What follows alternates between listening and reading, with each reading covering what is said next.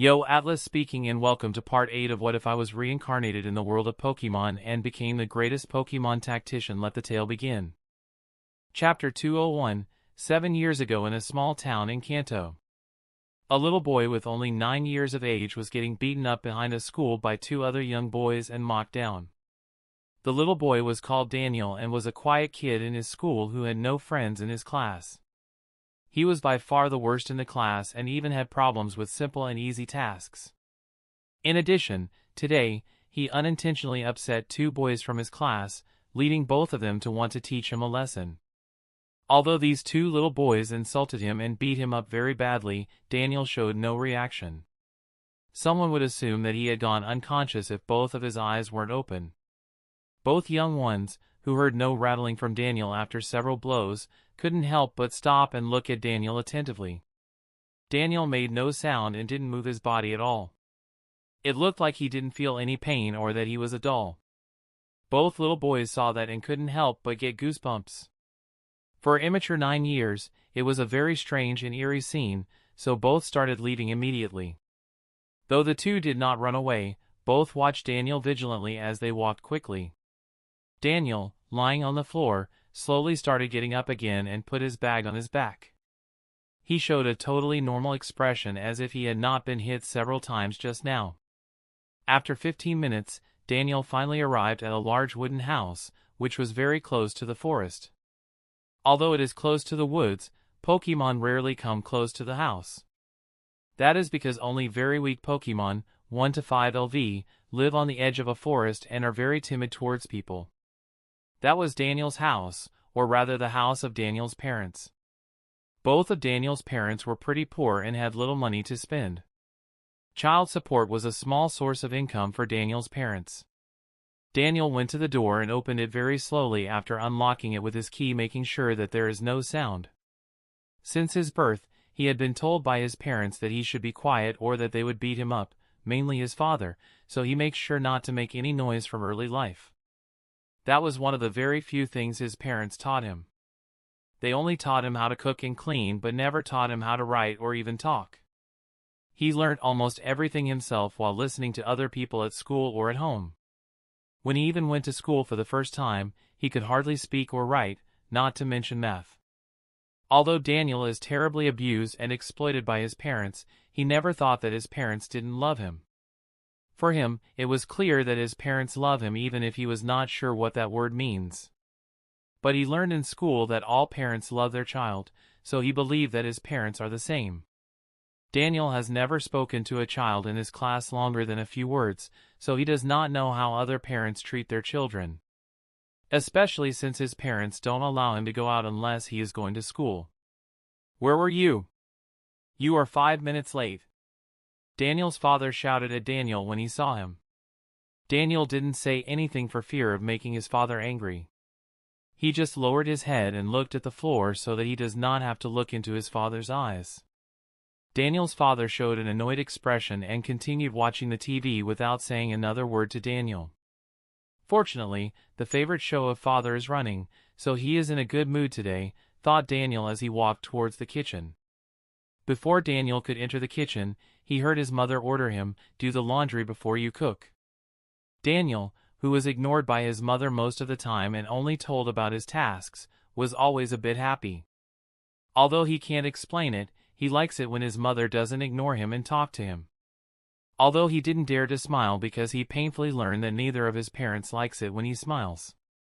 When Daniel was doing the laundry, both parents focused on watching the show. Suddenly the show was interrupted, and an emergency news report started. The reporter said in a pressing tone, "In Drawn City, there is an emergency. The situation is very threatening near the forest next to Drawn City due to the wild Pokemon. Many relatively strong Pokemon are moving outside of the forest, going towards the city. Houses near the edge of the Drawn City are in the most danger, as few relatively strong Pokemon may attack there first. It is declared as the red zone, and residents are advised to move out immediately." Daniel's parents both suddenly panicked and quickly started to run away. Both understood that acting faster is the best way to survive safely in such a situation. To all Drawn City residents who live on the edge of the city, leave your house and enter the inner city where officers will take care of you. Only trainers with a Pokemon that is at least level 30 are still safe on the edge of the city. In Drawn City, there is an emergency. The situation. As the news kept ongoing, Daniel's parents quickly left the house. In their panic, they completely forgot about Daniel, who was still doing the laundry. Although the two remembered him in the middle of the way, they didn't dare to go back. Daniel, with his child support money, earns a few poke dollars every month for the family despite his expenses. But for a few poke dollars, it was not worth the risk for both of them to save their child. The only reason why you kept Daniel was because of the little money and that they didn't have to do any work at home. Also, both thought about the money they would get from the Alliance if Daniel dies in this situation. Daniel suddenly heard the sound of the wooden door of the house being broken and loud humming noises, which was getting louder and louder. He went into the living room and saw how 4 adults Beedrill had entered the house and were rummaging everything for food. He also noticed that his parents weren't in the living room anymore. When he heard the repeated message from the TV, he understood immediately. His parents just left him here to die. When he processed this thought, after many years, he showed emotion on his face again. He showed expressions of intense sadness and anger as he started crying. He saw Beedrill noticing him and thought that his life was going to end there. But unlike his expectations, none of the Beedrill showed an aggressive expression towards him or tried to hurt him. He even saw how the largest Beedrill had a slight expression of sympathy as he looked into the eyes of this Pokemon. Daniel, who experienced this ridiculous situation, showed a helpless expression as he stopped crying and just sat quietly on the floor with a low spirit. 1 week later, Daniel survived this dangerous situation, but, to his surprise, both of his parents died when they were running towards town. In this incident, more than 50 citizens died, and several hundred were injured. Today there was a mass funeral, and Daniel was one of the people who watched it.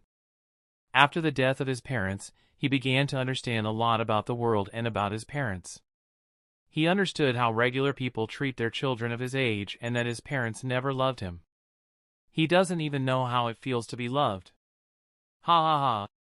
Daniel simultaneously started laughing and crying when he saw the tombstone the Alliance had chosen for his parents.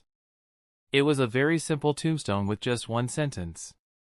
Here lie the loving parents, Jasper and Olivia Kirschbaum. Chapter 202, Daniel was sent to an orphanage in the town after the funeral. He was promised by the Alliance that he would be given money every month to make up for his loss.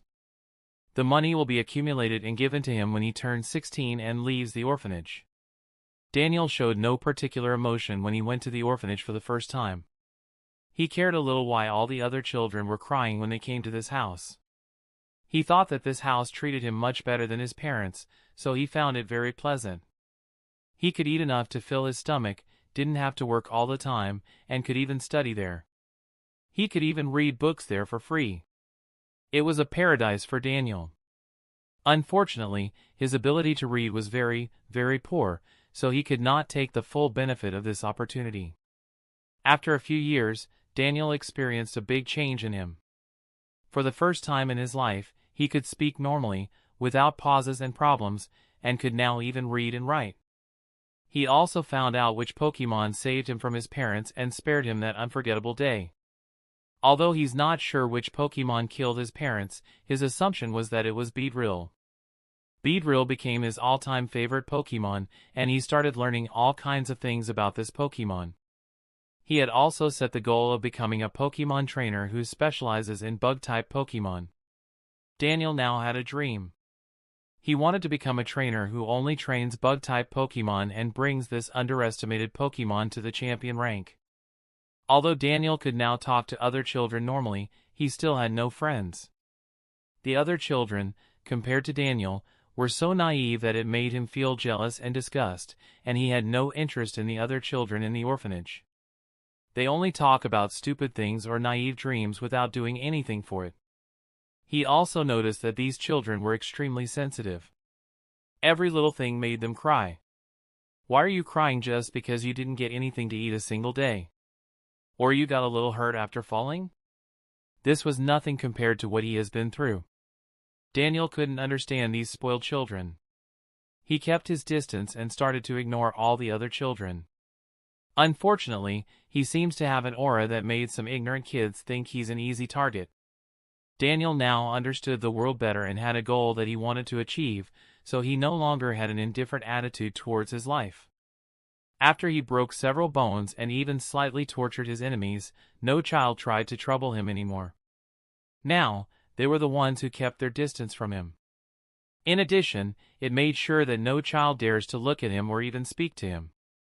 Even though he was severely punished by the orphanage, Daniel felt that the punishment was a joke.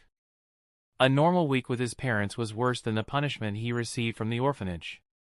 Daniel turned even more indifferent towards humans and fell more and more in love with Pokemon. Without hesitation, he would sacrifice 100 people to save a Beedrill. He started spending all of his free time learning about Pokemon and read as many books as he could find to gather knowledge. When Daniel was 16 years old, he found a huge amount of money in his account accumulated over the years. Although he wasn't really rich, now he had more than enough money to get off to a very good start as a trainer. But Daniel knew that he had to be very economical with this money. So he saved money and didn't spend any money on unimportant things. He even only bought one Weedle with B rank, bronze, talent.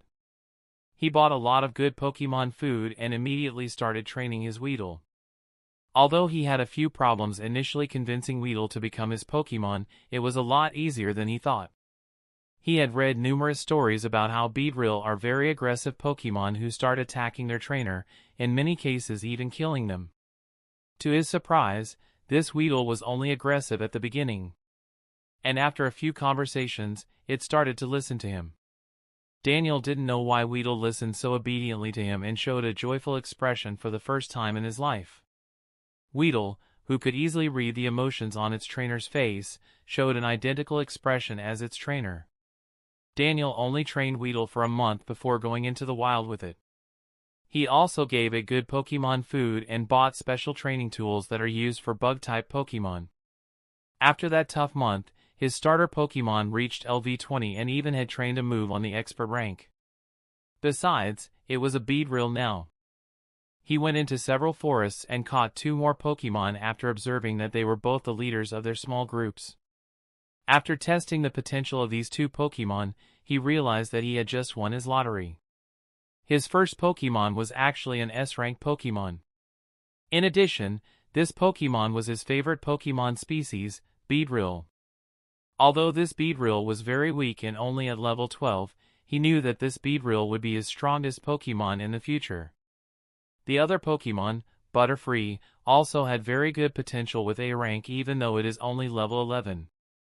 Daniel, who had found out that the Kanto Rookie Tournament will start in less than 1 month, had already planned to take part in order to gain more experience.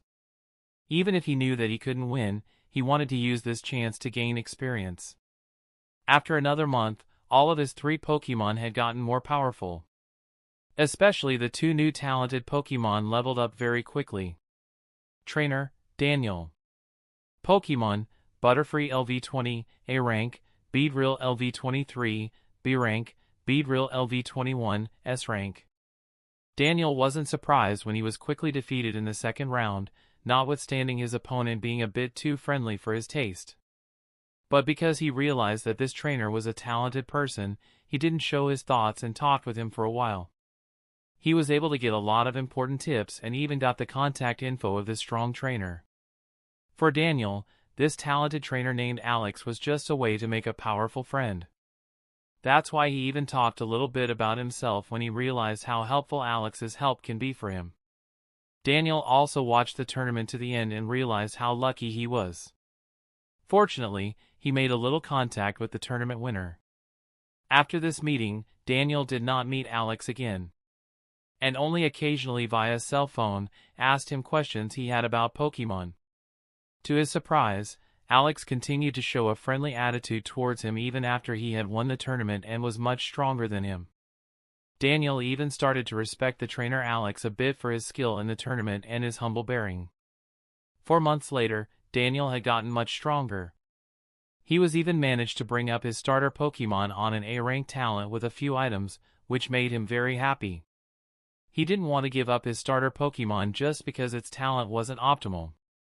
Currently, Daniel was slowly walking on the rough roads in the dark village. After a long day, because he had spent it in the forest, he just wanted to go to the apartment that he had rented. His apartment was on the edge of the village. But because he is so strong now, it's not a problem for him. Daniel stopped after taking a few steps and made a grim face. For a few days, he had the feeling that he was being watched. But since he did not manage to find any trace, he could never be 100% sure. Today, he had set up a trap for the people watching him in order to find out whether it was his imagination or not. He had planted several small cameras around his house that one won't be able to easily find out. Daniel unlocked the door of this small, cozy house with the key in his pocket. He entered the room and started the PC that was there to use the internet for the tenant. The cameras were connected to this PC, and the screen showed multiple views outside of the room. After several minutes of wait, he saw a person in a completely black outfit and a Golbat, looking in the direction of his house. Daniel showed a cold expression when he analyzed the strength of this Golbat. He didn't look particularly strong, according to his experience. Although it is very difficult to assess the strength of a Pokemon via video, it was not impossible to give a rough estimate with an error rate of plus or minus 5 levels. This Golbat's level must be between 20 and 30. It isn't really that strong. He probably is only responsible for observing me, Daniel thought as his expression grew colder. Chapter 203, 4 days later, in a high-class hotel in Pewter City. Alex was sitting on a couch while reading the report that Lisa had just sent him. This report was more concise than the other reports and only had 1 page of content. Alex, therefore briefly confused, quickly understood the reason after he finished reading the report. The subordinate who watched Daniel for 3 days wrote that he was unexpectedly discovered by Daniel on the last day despite not owning a Psychic-type Pokemon or seeing him directly. The subordinate found Daniel moving quickly in his direction and quickly trying to catch him. The subordinate luckily had a trick in store, so he could barely get out. After this report, Lisa wrote that further observation does not make sense and that this is now his own problem. Alex closed the report with a smirk on his face. With the help of Lisa, he had learned about what happened to Daniel's parents. Details about his behavior in his orphanage were also sent to him by Lisa. Although this report did not say how the parents treated Daniel, it was not difficult to guess. Especially when he read the name of the Pokemon species that killed his parents, judging by the corpses of Daniel's parents. Alex was 99% sure that Daniel's parents abused Daniel, or, at least, Daniel hated his parents. What Alex didn't understand was why Daniel had a negative attitude towards the Alliance. He found no particular reason written in the report. So his guess was that Daniel probably didn't like the orphanage that the Alliance had sent him up. Fortunately, I thought ahead, and I'm already in the same city as Daniel, thought Alex as he called all his Pokemon to gather around. The report was sent no longer than 10 minutes ago, so Daniel could not have gotten far with his Pokemon.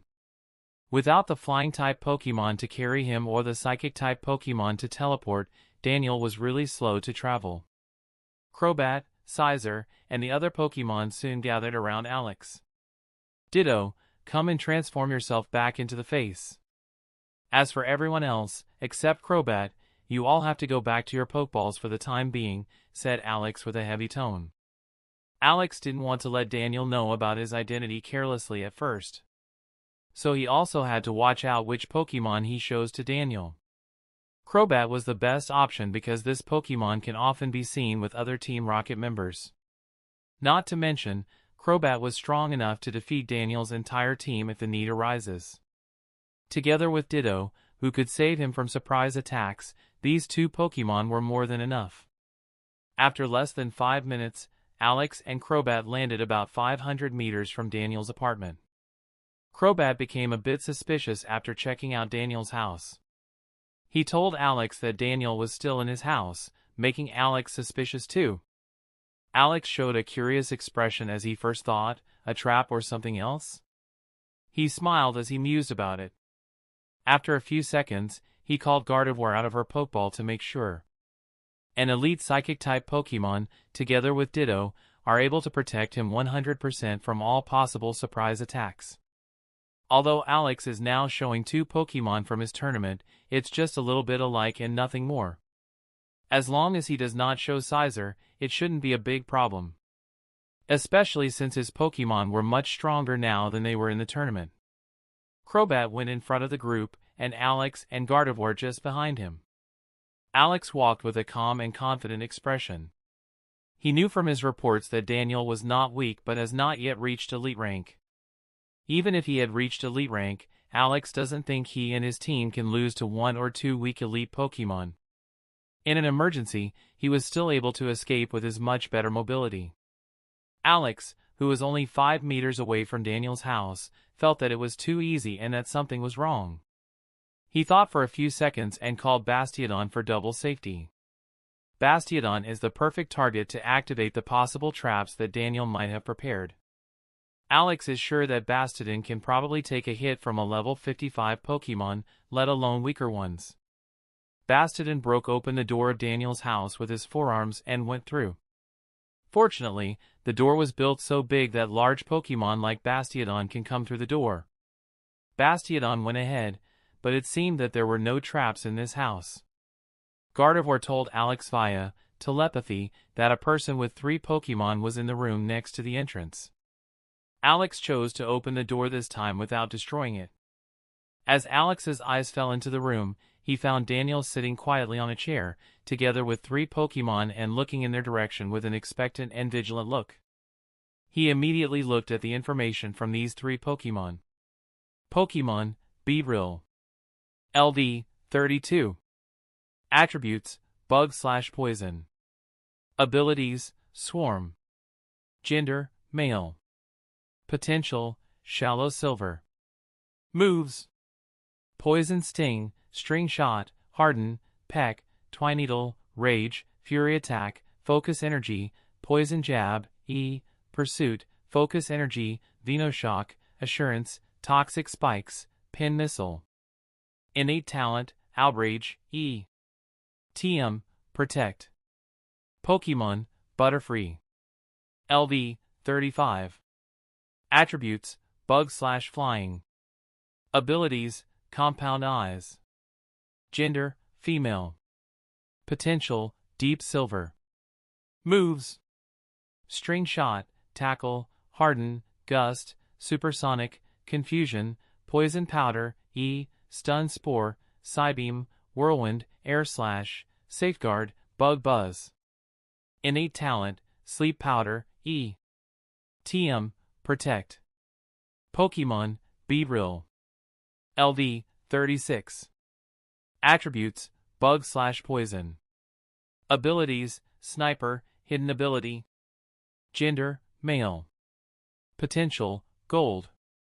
Moves: Poison Sting, String Shot, Harden, Peck, Twineedle, Rage, Fury Attack, Focus Energy, Poison Jab, Pursuit, Focus Energy, Venoshock, Assurance, Toxic Spikes, Pin Missile. Innate Talent, Venoshock, Innate Talent, Focus Energy, Innate Talent, X-Scissor, TM, Protect. When Alex read the information from Daniel Pokemon, especially the last one, he couldn't help but be amazed. Gold plus Sniper, Hidden Ability, plus Innate Talent, Focus Energy is ridiculously rare. It's incredible that he only had used the Bronze Beedrill in the tournament before and had hidden such a good Pokemon, thought Alex when he saw these Pokemon. Chapter 204. Alex and Daniel look at each other silently for a moment as if they were waiting for the other to make the first move. After a couple of seconds, Alex showed an intrigued expression. He asked with an interrogative tone, "So, why are you still here?" Daniel looked at Alex and said as if it was the obvious thing, "The person who was watching me wasn't a rookie. And he just kept the watch and never tried to fight me. So it was obvious that he was observing me under someone else's order. And I expected someone to soon come here after he ran away." After a few seconds, he looked at Alex and said emotionlessly, "What do you want from me?" I think this is our first time meeting. Alex gave a smile and pulled a portable machine out of his pocket that only had one large switch. Daniel looked vigilant when he saw Alex hold this machine in his hand as if he was asking him to look at it and see what he was going to do.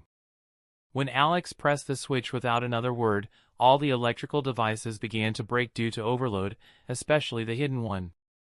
It looked as if all the electrical devices in this house connected to the electricity had broken. Alex couldn't help but think, what an impressive technology. Alex particularly noticed that 4 small cameras fell from the ceiling and wall after he had pressed this switch. He gave a slight smile when he said, "Oh, what do I see here? You really have a lot of cameras. Fortunately, this little toy prevented you from misusing them to do anything funny." Daniel said nothing but thought, do you think you can prevent me from having a photo of your face? Haha, there are cameras all around the house, and the recordings are already stored in separate memory space. Although he thought something like that, he didn't let it show his face when he said, this device shouldn't be easy for normal people to get. So you probably come from a powerful organization. Alex knew that Daniel was trying to get more information from him. But since this meeting is a test for him to check if Daniel is a good choice, he only showed a smile when he said, "Heh. You really have a good instinct. If I'm right, you should already have a guess about which organization I am from, right?" Although Daniel didn't like Alex's playful tone, he continued to put on an emotionless expression as he nodded. "My guess is that you are from Team Rocket with all the hints I have found till now." The most obvious but also the most probable guess. "I like it," spoke Alex with a knowing smirk and a playful tone. Daniel didn't like the way Alex was speaking and got more and more annoyed. He just felt like a trapped mouse being played by a cat. But even when he was thinking such things, he showed no expression to Alex and behaved cooperatively. He believed that the strong should be respected and that, being weak, he had no right to negotiate. Especially since he knew that he was just a nobody with okayish strength. Daniel looked at Alex for a few seconds and then said in a submissive tone, "Sir, what can I do for you?" Alex's haughty smile still lingered on his face. "Oh, you really are a smart person." But the next second, Alex's face turned cold as he said, "But I don't like it when people think I don't know what they're thinking and show such an expression. So stop that polite shit and let us talk. We have a lot to discuss." Daniel saw Alex's cold expression and changed his face to a serious expression back when he said, "Sure. What do you want to talk to me about?" Alex showed an approving expression when he said, "Let's not beat around the bush. I'm looking for a subordinate, and I've been watching you see if you're a good option." Daniel, he heard that showed a slightly confused expression, "Subordinate? You don't go through all the hassle of looking for a subordinate, do you? Unless it's an important position. But if that's the case, you should be able to find a subordinate easily from your organization. These people have a small risk of betrayal, and there should be multiple choices available." Alex smiled as he said, "You have guessed it right. The position I am offering you is to become a direct subordinate of mine." Daniel said in a mocking tone, "Choice? Do I really have a choice?" Alex gave a friendly smile and said, "Of course. Talented and useful people are almost always given a choice. But I don't think you will refuse if you hear what you can get." Daniel fell silent and listening to Alex attentively. "The first thing you should know is that after a year, I will get a position with similar power as a Team Rocket executive." Alex bent the truth as he described his position. Although he wasn't lying, his statements were really inaccurate. Daniel was stunned hearing the first sentence from Alex as he thought, Team Rocket executive? He's really a big shot. He could definitely help me get stronger. Let's see what he has to offer. I'm looking for a good subordinate who will get to enjoy incredible benefits and rights. Believe me when I say it's better than what you can imagine. But I need qualified people, so I naturally have to know everything about my direct subordinates." After a few seconds, Alex smiled, "Daniel, I know everything about your past. Your strength, your behavior in the orphanage, and even the potential of your 3 Pokemon." Daniel heard the last sentence from Alex was shocked to the core. Alex just smiled as he said, "Although an S-rank Pokemon is really valuable, I believe that you are more valuable. I'm not just saying that without meaning, and if I wanted, I could have easily killed you long before and stole your Pokemon." Daniel showed a grim expression as he understood his situation better. "What do I have to do as your subordinate?" Alex smiled. "First thing first. Get strong as soon as possible. I'll help you in getting stronger as possible, and when I give an order, you have to execute it with high efficiency." After a few seconds, he continued, "But don't worry, you will have a lot of freedom, and I will very rarely give you orders. Let's slowly build trust." Daniel's eyes showed a slight sarcasm when he said, "Trust?" "Yes, trust. Do you know how to easily build trust between suspicious people?" Daniel didn't say anything and just looked into Alex's eyes. Alex started pulling Ditto off his face as he said, "One of the easiest ways is when both parties in the relationship having something to lose." Daniel looked shocked when he saw Alex's actual face. The first thought that came to his mind was impossible. But after a few seconds, everything started to make sense. Why had someone thought that his potential was good and observed him via a subordinate? Why didn't Alex care to activate the device that destroyed all machines before entering the house and showed his face without any care? All pieces started falling together. After not even a second, he calmed down and said with a resolute tone, "I accept the offer." Alex showed a look that said, as expected when he said, "I don't think you will regret this choice." Even though he showed his face, Daniel had no evidence, so his testimony would be pointless. Not to mention, a smart guy like him won't make the whole Team Rocket his enemy. Alex showing his face was a winning blow with no risk included. Chapter 205. After Daniel agreed to become the direct subordinate of Alex, Alex told Daniel what would happen in 1 year and told him to prepare for it. Alex wasn't afraid that Daniel would betray him at this point. He considers Daniel as a smart person who is hardly influenced by emotions. Such people are not hard to control if you know how their mind works. As long as Daniel enjoys enough advantages from Alex and Alex is strong enough, Daniel would never betray him. In addition, the fear of being chased by Team Rocket if he betrays Alex is a huge deterrent. This combination of reward and fear should ensure that Daniel will not get any such thoughts. Of course, there is also a chance that he will still do it, but this probability is so small and avertible that Alex halfway ignores it. Daniel, who had learned that Alex had a chance to get a position with incredible potential and benefits, got excited about becoming one of Alex's 3 direct subordinates. Especially after finding out that Alex already has another trainer as a subordinate, who is on the elite rank, he was a little agitated. He suddenly felt that Alex's chances of success were really high and that it was a precious chance for him to get closer to his dream. Daniel looked seriously at Alex and knelt as he said, "Boss, I'm waiting for your order." Alex emotionlessly looked at Daniel's eyes and said nothing for a moment. He tried to find out by analyzing the expressions of Daniel why he decided to join him. But after he couldn't figure anything out of Daniel, he stopped thinking about it. It doesn't matter whether he was doing it due to advantages, fear, or genuine respect, Alex was sure that Daniel is smart enough not to betray him. Alex spoke with a commanding tone. "I only have one order for you. Get strong as soon as possible. If you get stronger quickly, I will give you assignments where I will not hold back on your reward." Daniel agreed and nodded with a serious expression as he thought inwardly, "Is he really not afraid that I will get stronger too quickly? I'll see whether his confidence is justified." Alex looked at Daniel and said in a soft tone, "Don't disappoint me." Although these words were very mild, Daniel felt the cold indifference of Alex through them, which sent a shiver through his entire body. He quietly agreed, and the room grew awkwardly quiet. He knew that his position was probably not important in Alex's head, so he knew what to do. Even if Alex said that he would be one of the 3, or the remaining 2, subordinates who can take this test, it was still a possibility that Alex would find 2 better subordinates, and he loses the place because he was too weak.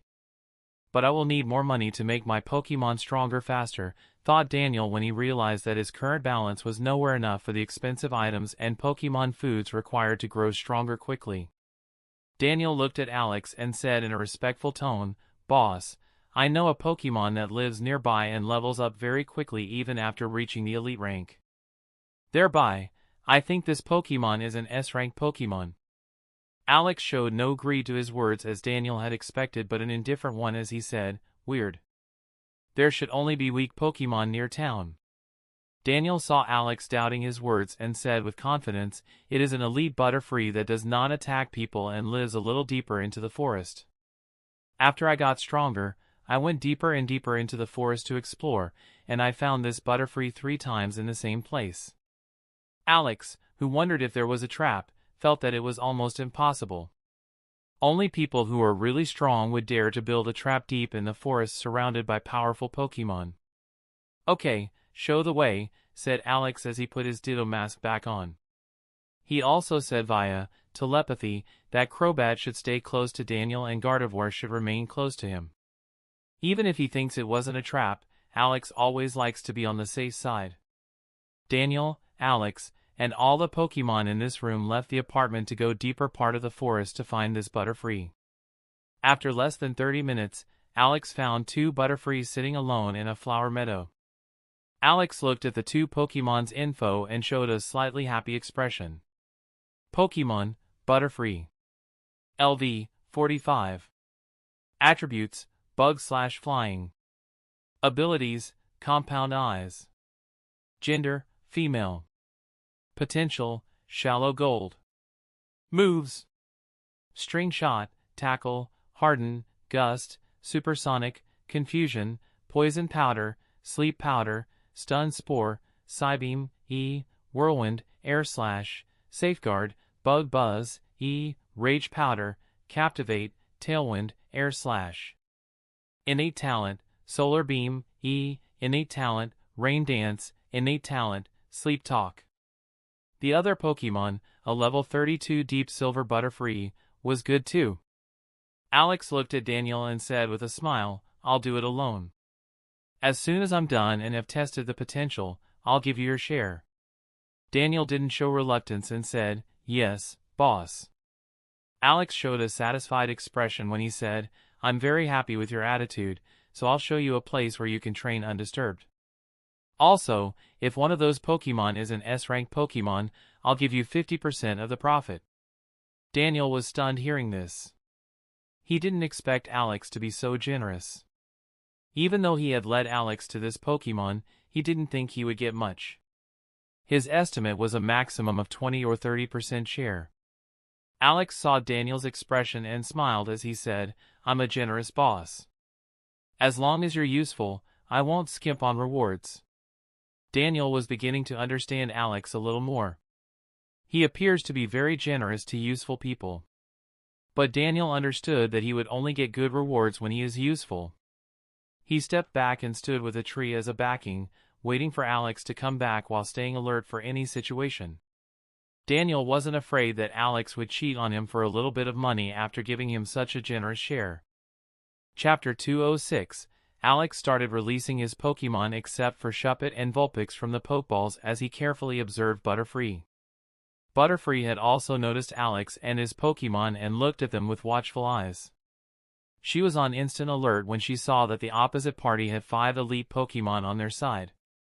She wanted to escape, but after finding that Crobat had locked his vision onto her with his keen eyes, she knew that she had no chance to outrun this fast Pokemon. The instant she tries to flee, he will attack her. Alex observed that Butterfree had noticed them and picked up his already very slow speed a bit to approach this Pokemon safely as soon as possible. Butterfree was on her toes when she saw that Alex's group was not stopping. "Human, please don't come any closer," Butterfree said with a pleading tone when she saw that Alex's group was too close for her to feel secure. Alex began to feel a bit uncomfortable as he heard these words.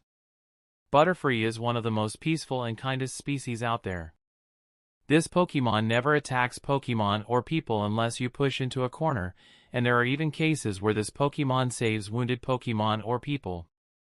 Alex has only bought Pokemon that were already caught or captured those who had chosen to attack him. Especially when he saw that LV32 Butterfree was a male, realized that these Pokemon were most likely life partners. He felt a bit bad as he knew that they will be separated after being sold. Alex felt confused for the first time about one of his decisions in this world. The rational mind was speaking that it was very worthwhile to catch these Pokemon, but his heart was wavering. He looked at Butterfree, and after a few seconds, spoke with an unwavering voice.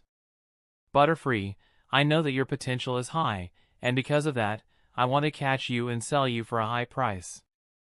But if you can give me something worth as much as you in exchange, I'll let you go. Alex didn't know exactly why he said that, but he just wanted to see if he could choose a different path than before and make the decision easier. Human, Butterfree looked at Alex's hesitant expression as she said, I notice that you really don't want to do it. Can't you just let me and my partner live in peace?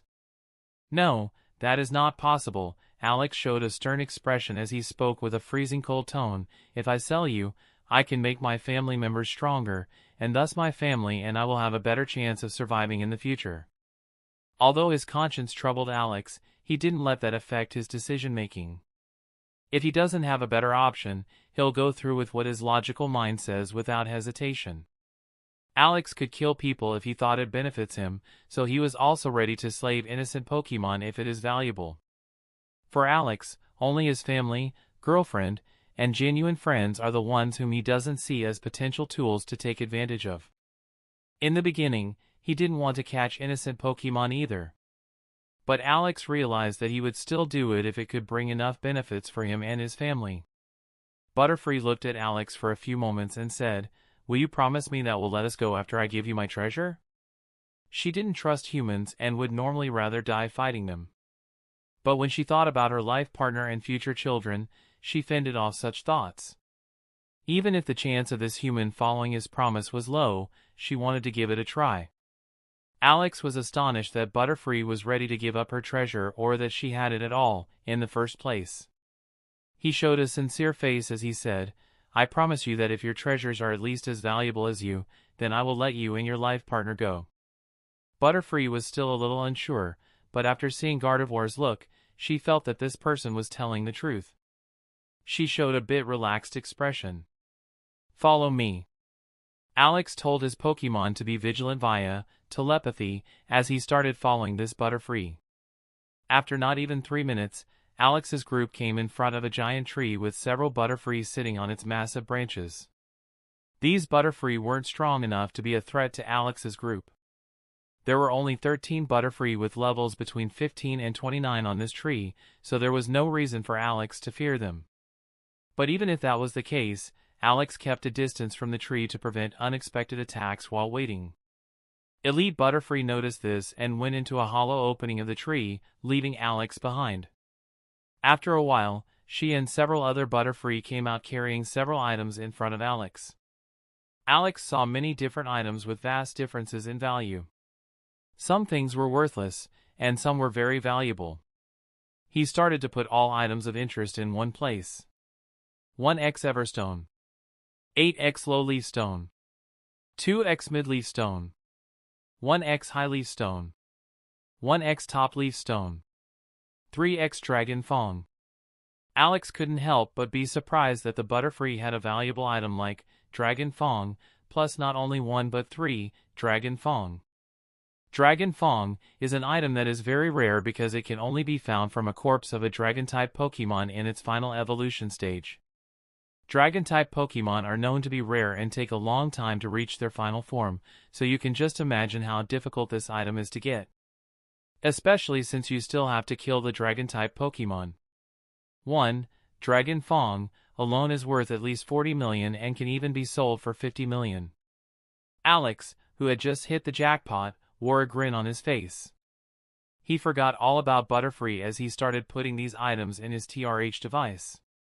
Butterfree looked nervous as she wasn't sure what would happen next.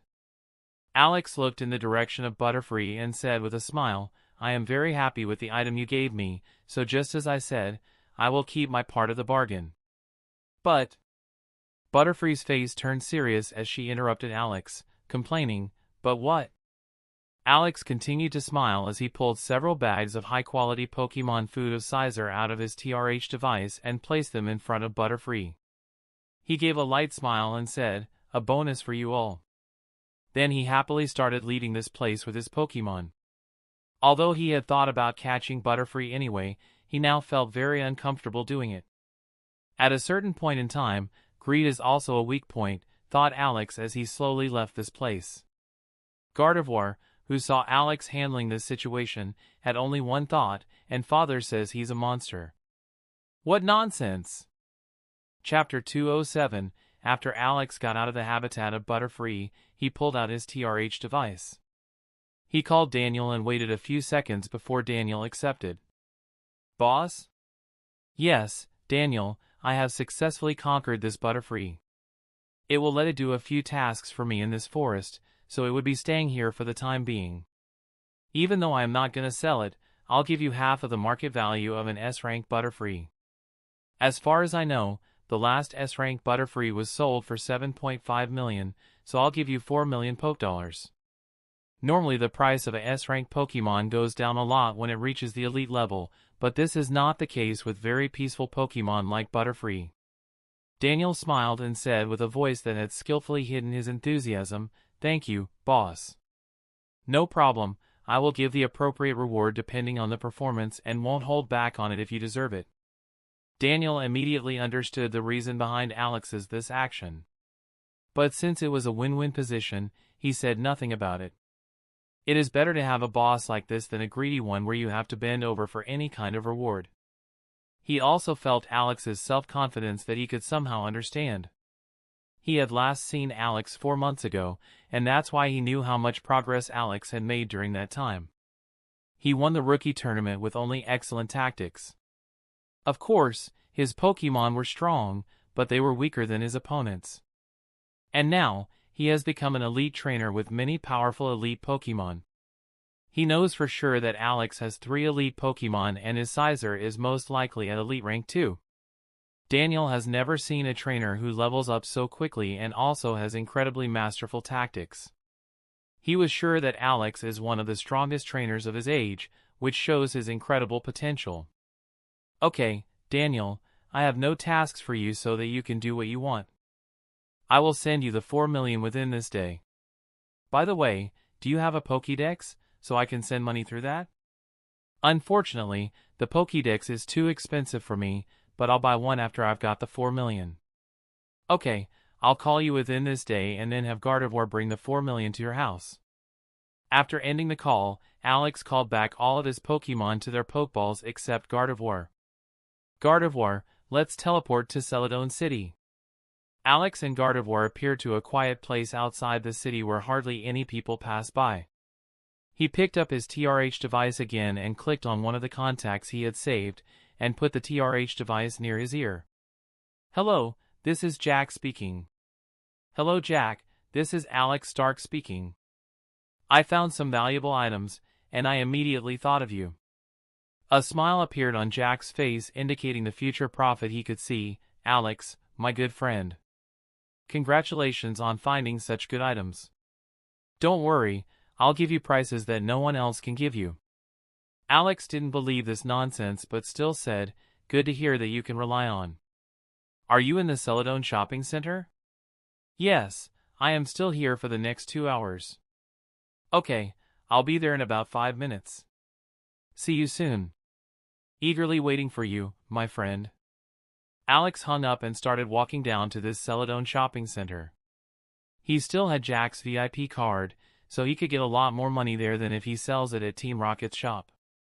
After less than 5 minutes, Alex arrived at this familiar building and saw Jack waiting for him in the entrance hall. After exchanging a few friendly words, Jack led Alex back to his office. When they both looked at each other, Alex started to put the items he wanted to sell on the table with a smile. 8x low leaf stone, 2x mid leaf stone, 1x high leaf stone, 1x top leaf stone, 2x dragon fong, 1x king's rock, 1x deep sea scale. Alex took the chance to sell 2 other items that were of no use to him. They might be useful in the future, but he didn't think it would happen. As long as he doesn't have unbelievable misfortunes, he can always buy them from the shop. He only kept 1 Dragon Fong and 1 Everstone, which can be very useful later on. Jack, who saw these items, focused his prying eyes on 4 items: 2x Dragon Fong, King's Rock, Top Leaf Stone. He felt that he was going to get a really big deal today. He immediately started to write numbers on a piece of paper when he thought about what fair prices would be for those items. Alex, who knew that Jack is an expert in the art to negotiate, was not dissatisfied and waited patiently.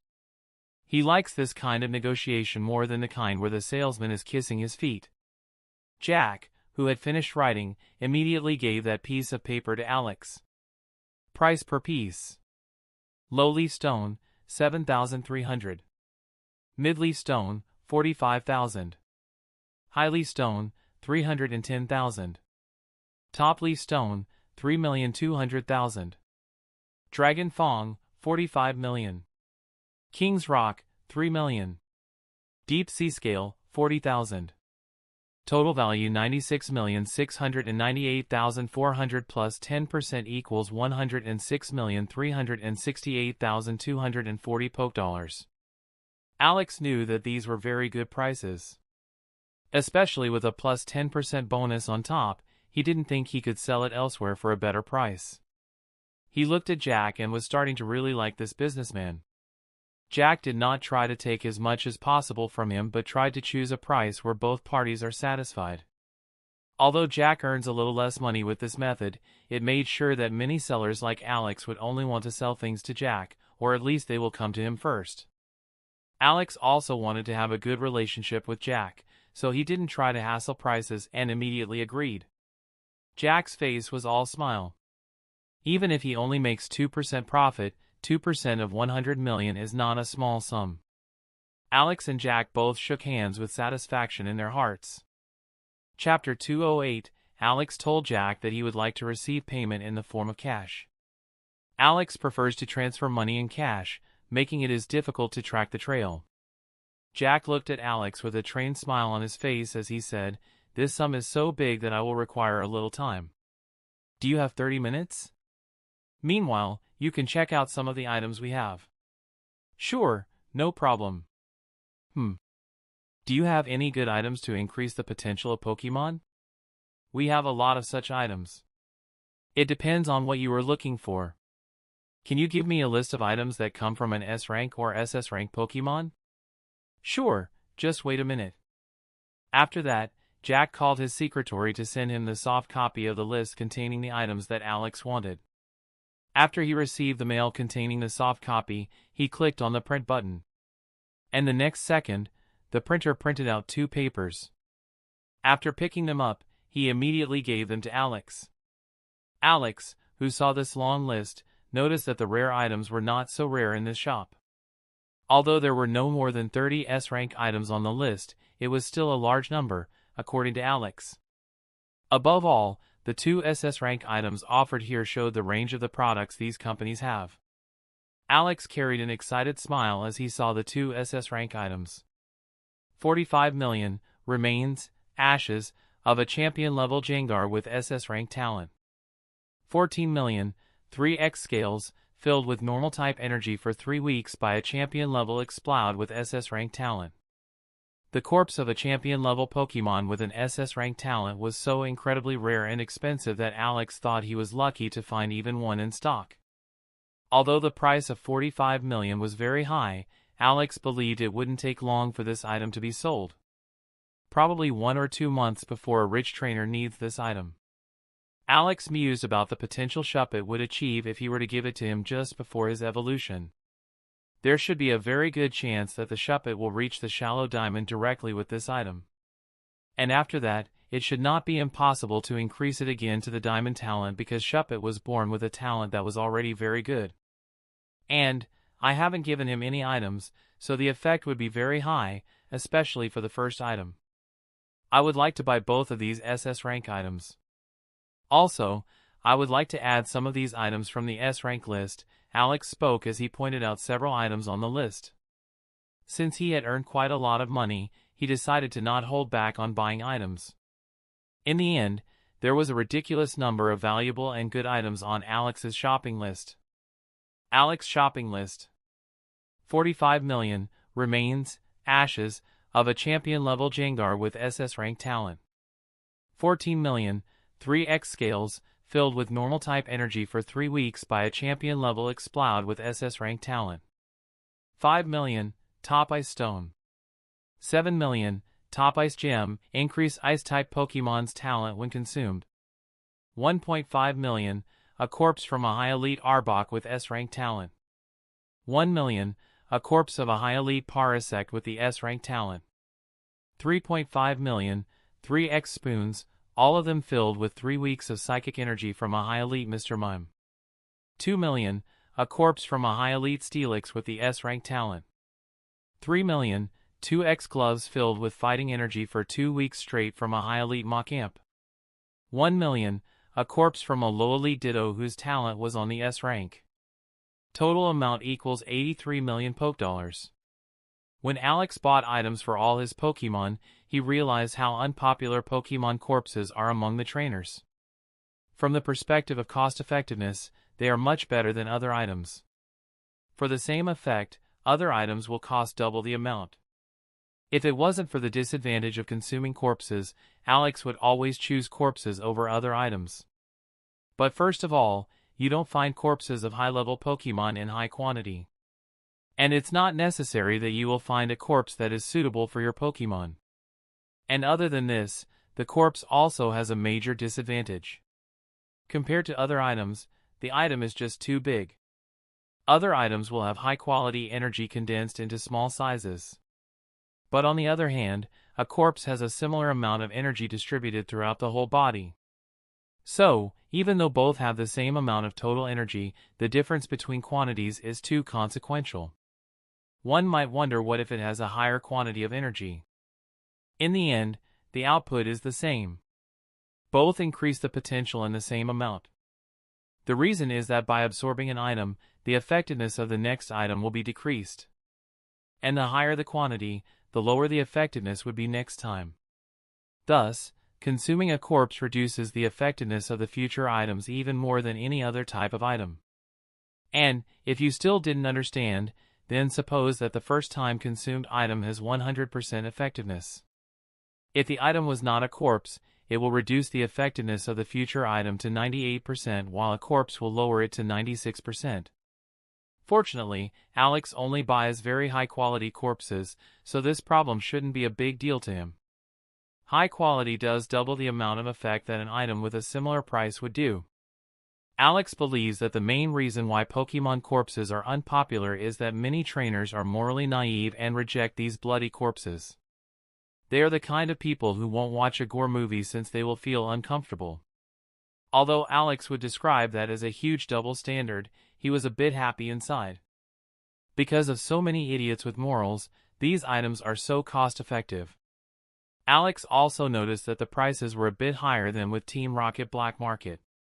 It seems that for the advantage of such a large stock of items to choose from, one has to overcome this particular disadvantage. If Alex didn't see strength as much more valuable than money, he would have tried to save that little bit of money.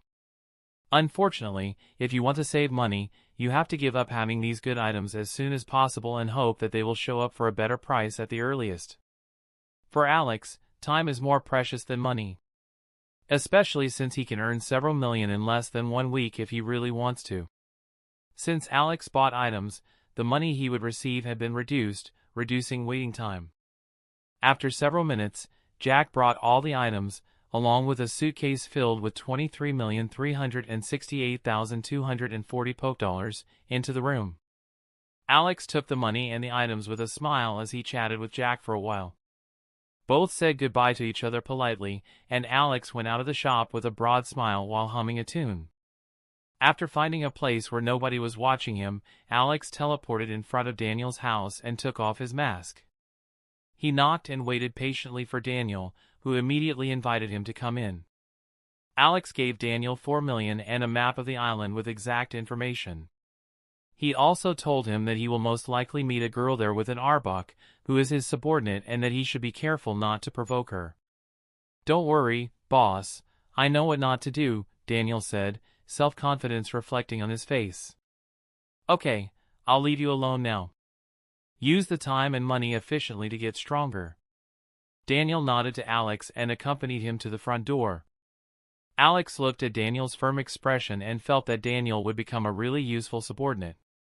Although Daniel is not really a monster as a trainer, he should be considered a very talented one for his age. Alex didn't think it would be a problem for Daniel to have at least 3 elite Pokemon after a year of training. Together with his talented Beedrill, his talent should be only inferior to a weak gym leader. Chapter 209, Alex, sitting in a room, undisturbed, was meditating while he waited for today's rookie participants to gather. His Pokemon were not idle in this room as they were training moves on the side of the training room.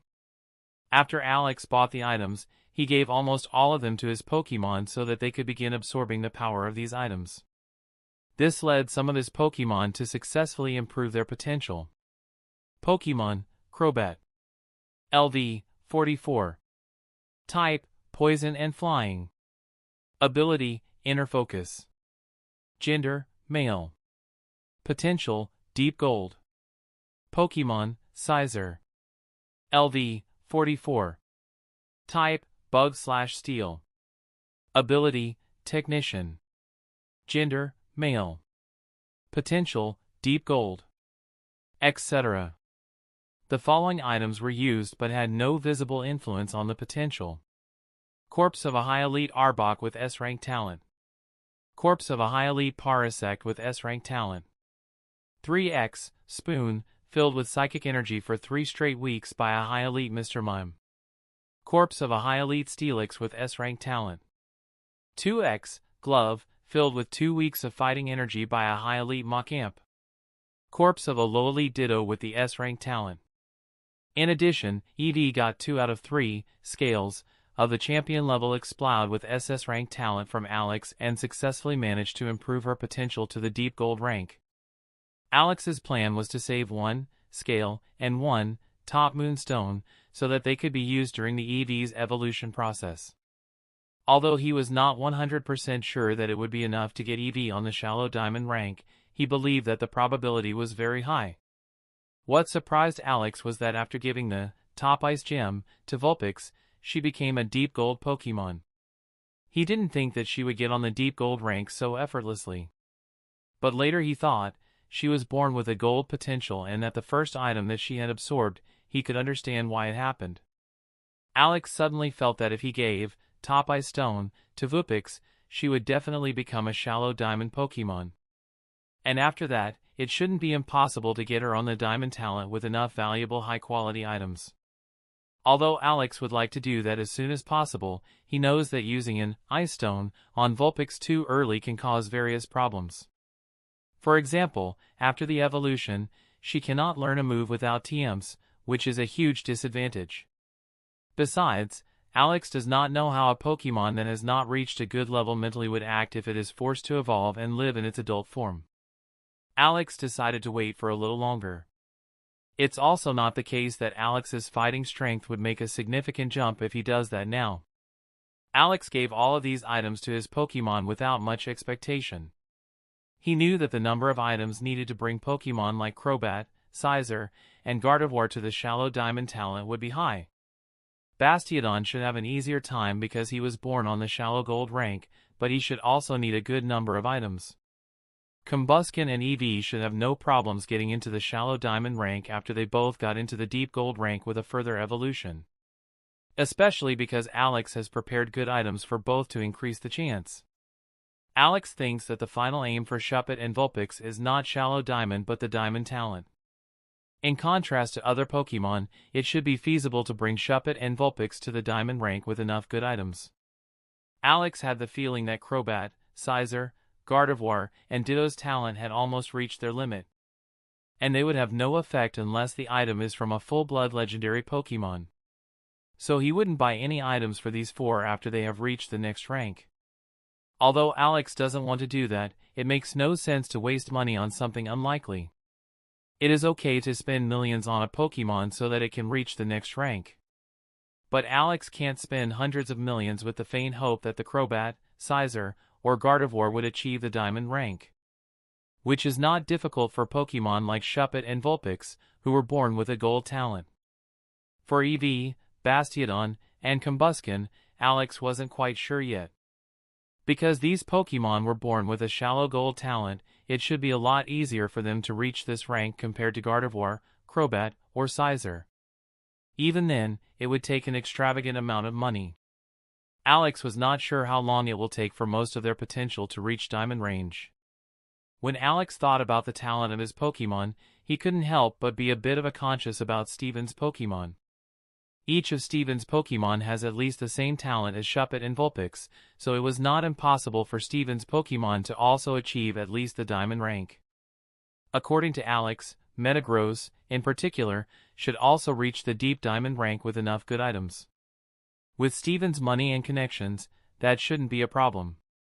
Alex stopped thinking about this stuff and continued to focus on his meditation. Chapter 210. Alex, who was meditating, heard an abrupt knock on the door followed by the polite words, "Sir, can I come in?" He said solemnly, "Wait," and told Ditto to come back and change his face. Then he opened the door, finding a subordinate standing there.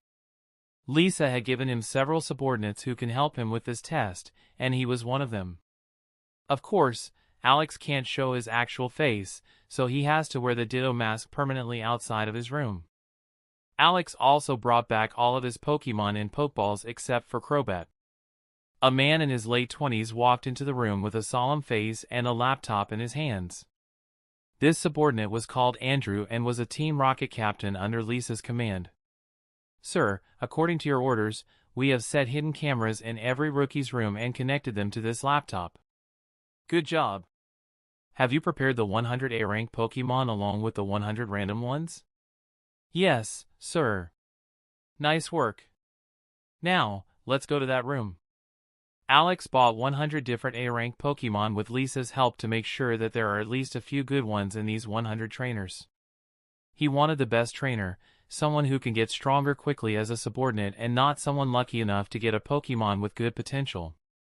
Each of these A-rank Pokemon was a typical Team Rocket Pokemon, so Alex could only buy A-rank Pokemon from 5 species: Rattata, Spearow, Zubat, Koffing, and Ekans. In addition, each of these Pokemon was between LV10 and LV15, which also increased their price.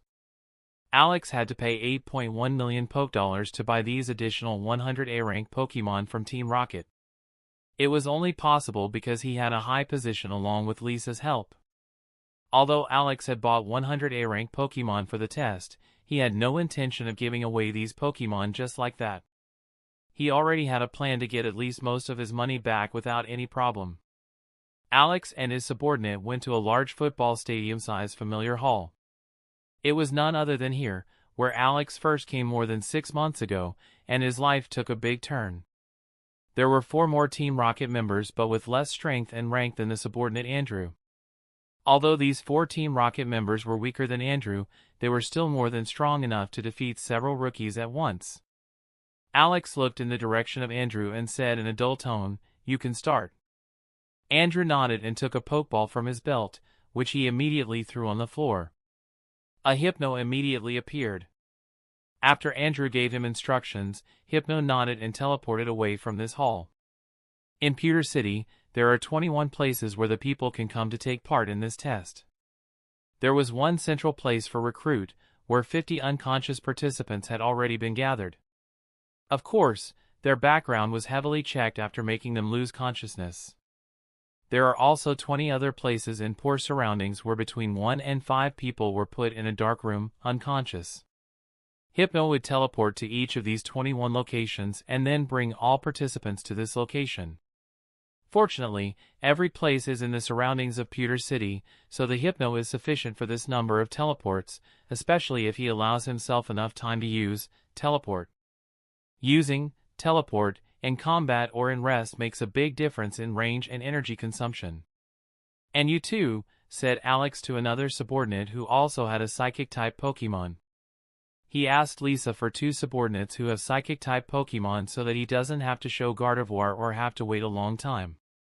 After less than 20 minutes, all 100 participants were scattered throughout the large hall. All of them are still sleeping, and they will be for at least 15 minutes. Probably 25 minutes before every one of the 100 wakes up, according to Alex. He and his subordinates left and went to the next room, waiting and observing via the hidden cameras. Alex looked at the young men and girls who were almost the same age as him and suddenly began to think about how young he is and how far he has come. He recalled the day when he came to this world. He was thrown out of the orphanage on his 16th birthday. Now, it had been almost 1 year. He realized that he would be 17 years old in 13 days. Although Alex is much older mentally due to his previous life, he was still surprised how much had happened this year. He went from dirt-poor unofficial civilian to wealthy and renowned trainer, got several family members, got into a relationship that genuinely makes him happy. On the dark side, he became a murderer, enslaved innocent Pokemon and his life partners, manipulated several people and Pokemon. When Alex thought about this eventful year, he felt glad that he came into this world. Although he missed his family very much, he didn't miss anything from his old world that can be found in this Pokemon world. Above all, this feeling of freedom is simply unique in this world. Although this world had many flaws and several big problems, Alex would prefer to stay in this world and continue to pursue his goals. In this world, he has a goal, a reason to work hard every day, a job he loves so much that he doubts he can find anything like that in his world. Alex was impressed by this world full of uncertainty, joy, and opportunities. Chapter 211. After Alex saw that all 100 participants had woken up, he and his subordinate entered the hall. He was wearing his Ditto mask and was followed by his Crobat. In addition, each of his subordinates had several Pokemon following them. Thus, many participants had fearful expressions as he and his subordinates walked in. Team Rocket has strict selection criteria in terms of background and age, so only people over 16 and under 18 can participate in this test. In addition, almost all participants have no parents or only have one living parent. And nearly all of the participants belong to the poor population. Alex even asked specially for participants to be precisely 16 years old this time, so the subordinate he chooses can participate in the test that will be held 1 year later. Because Giovanni had said that the subordinates should not have reached the age of 18, it would make no sense to train someone who is 17 years old right now. When Alex went to the middle of the hall, he noticed a couple of individuals who didn't show any fearful expression when they were exposed to the bloodthirsty and cold look from the Pokemon of him and his subordinates. Although having such quality is not always positive as it can lead to a person overestimating himself, dying quickly, it is a good indicator that these participants are at least not paralyzed by their fear. Alex glanced through the crowd before he said in a dominating tone, "My name is John, and I am the instructor of your group of recruits. I'm not a person who likes to waste time, so you can forget about me repeating anything just because some of you are too stupid to pay attention." Alex made a hand signal, and his subordinates brought Pokeballs divided into 2 groups. There were a total of 200 Pokeballs altogether. On the left side, the 100 A-rank Pokemon were kept divided into 5 groups. And on the other side, the Pokeballs that were usually given for a test were placed. They were also divided into 5 groups for each species. Alex looked at the crowd and said with a sinister smile, "You don't know how lucky you are that you got me as an instructor. Today, I am going to give each of you a chance to get an A-rank Pokemon as a starter in this test." Several boys and girls showed doubtful expressions hearing this. It was absurd that the Team Rockets would be giving them such valuable Pokemon even though they haven't proven their worth yet. Alex analyzed their look for a few seconds, and after finding a few eye-catching expressions, he said with a smile, "Of course, there is no free food in this world.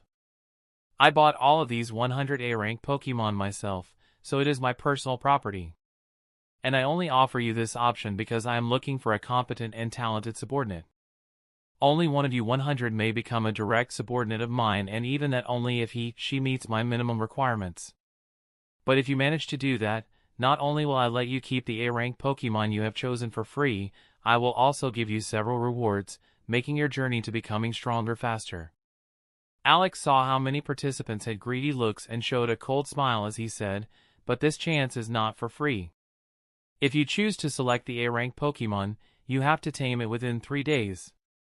Also, you have to pay 70,000 Poke Dollars for the A-rank Pokemon, and you must be in the top 10 on the test after 2 weeks. If you fail to meet one of these requirements, my Crobat will drink every last drop of the blood from your body. Crobat looked delighted when he heard what Alex had said. Although Crobat's expression seemed very normal to Alex, to the rookies, it looked like a ferocious Pokemon that was smiling at their death. Alex continued, if you take Pokemon on the right side, it will be a Pokemon with random potential, and you won't have to fulfill the requirements before mentioned.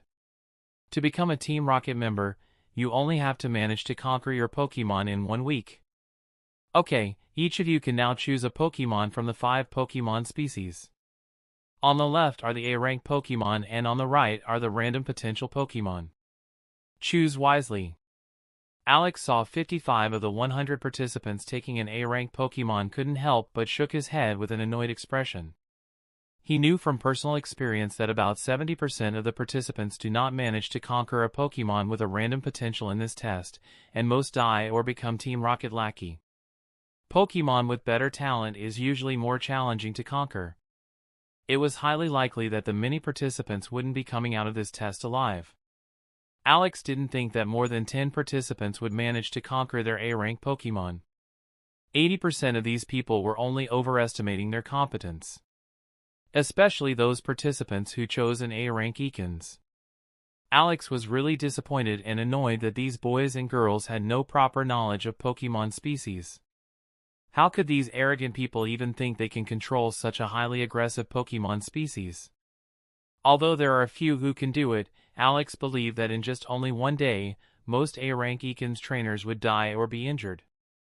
Alex studied the participants who took Ekans. When he saw their self-assured expression, he couldn't help but show disdain when he said, now that everyone has chosen their Pokemon, let me tell you about an opportunity that Team Rocket will be providing you. The first 10 participants to conquer their Pokemon will be receiving rewards. Especially the first 3 will receive generous rewards. Now, you are free to release your Pokemon and conquer them. Though remember, the sooner you tame them, the better the rewards will be, said Alex as he had a slight mocking look. Many participants did not understand why Alex was giving such a contemptuous look. But after hearing about these rewards, many of them didn't waste time and immediately released their Pokemon from their Pokeballs. There were also many participants who quickly recognized the danger and ran towards Alex and his subordinates in order not to get injured. Alex, who saw this familiar scene, had completely different thoughts compared to when he was the one experiencing it. It's a good way to quickly separate the trash. He did not feel any particular emotions when he saw these stupid participants immediately get attacked by their enraged Pokemon and were severely injured. Some were even hit in the head and killed instantly by their Pokemon. Crobat, watching this scene with a grin on his face, was having a blast. Chapter 212, Alex's subordinate quickly began to put the situation back in order after seeing that the Pokemon with no trainer to deal with had started to attack uninvolved rookies. Although every Pokemon was put back to its Pokeball before the situation got out of hand, the number of trainers killed or injured by their own Pokemon was not small. More than 10 participants were killed, and 7 were injured. In the end, there were only 81 participants left who were uninjured and able to take part in this test. Alex examined the 19 Pokeballs of the participants who were in no condition to take part in this test. 16 of them were Pokeballs from his 100 A-rank Pokemon, so he kept those with him and gave the rest to Andrew to take care of. He had the participants, who were injured, immediately brought to the Team Rocket hospital in order to heal their injuries quickly. Even though these 7 injured participants failed the test, they could still come to use to Team Rocket. Team Rocket lackeys fulfill many tasks that normal members don't want to do for very little money even though they have little chance of rising in rank. This position has many similarities to slaves Alex knows from his world.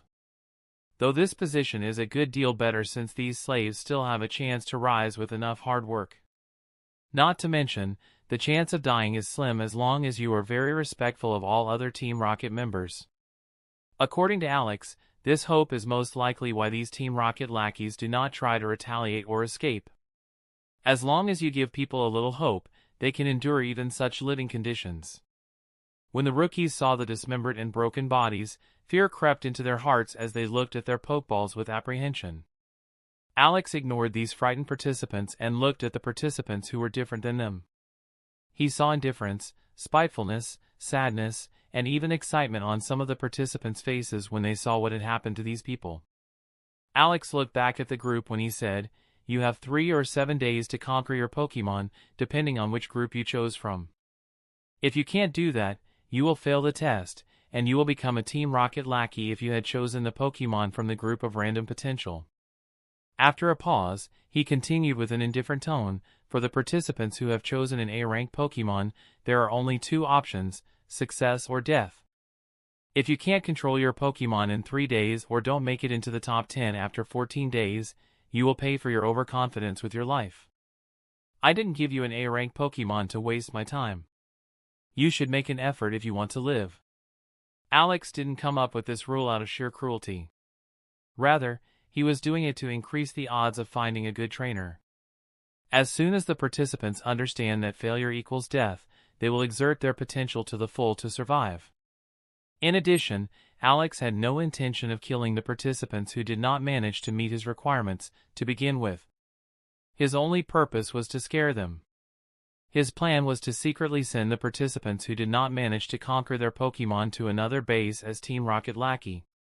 So the participants only know that the failed participants have disappeared and not what happened to them. Although many participants will probably do desperate things to tame their Pokemon in 3 days and may die, Alex didn't have a bad conscience about it.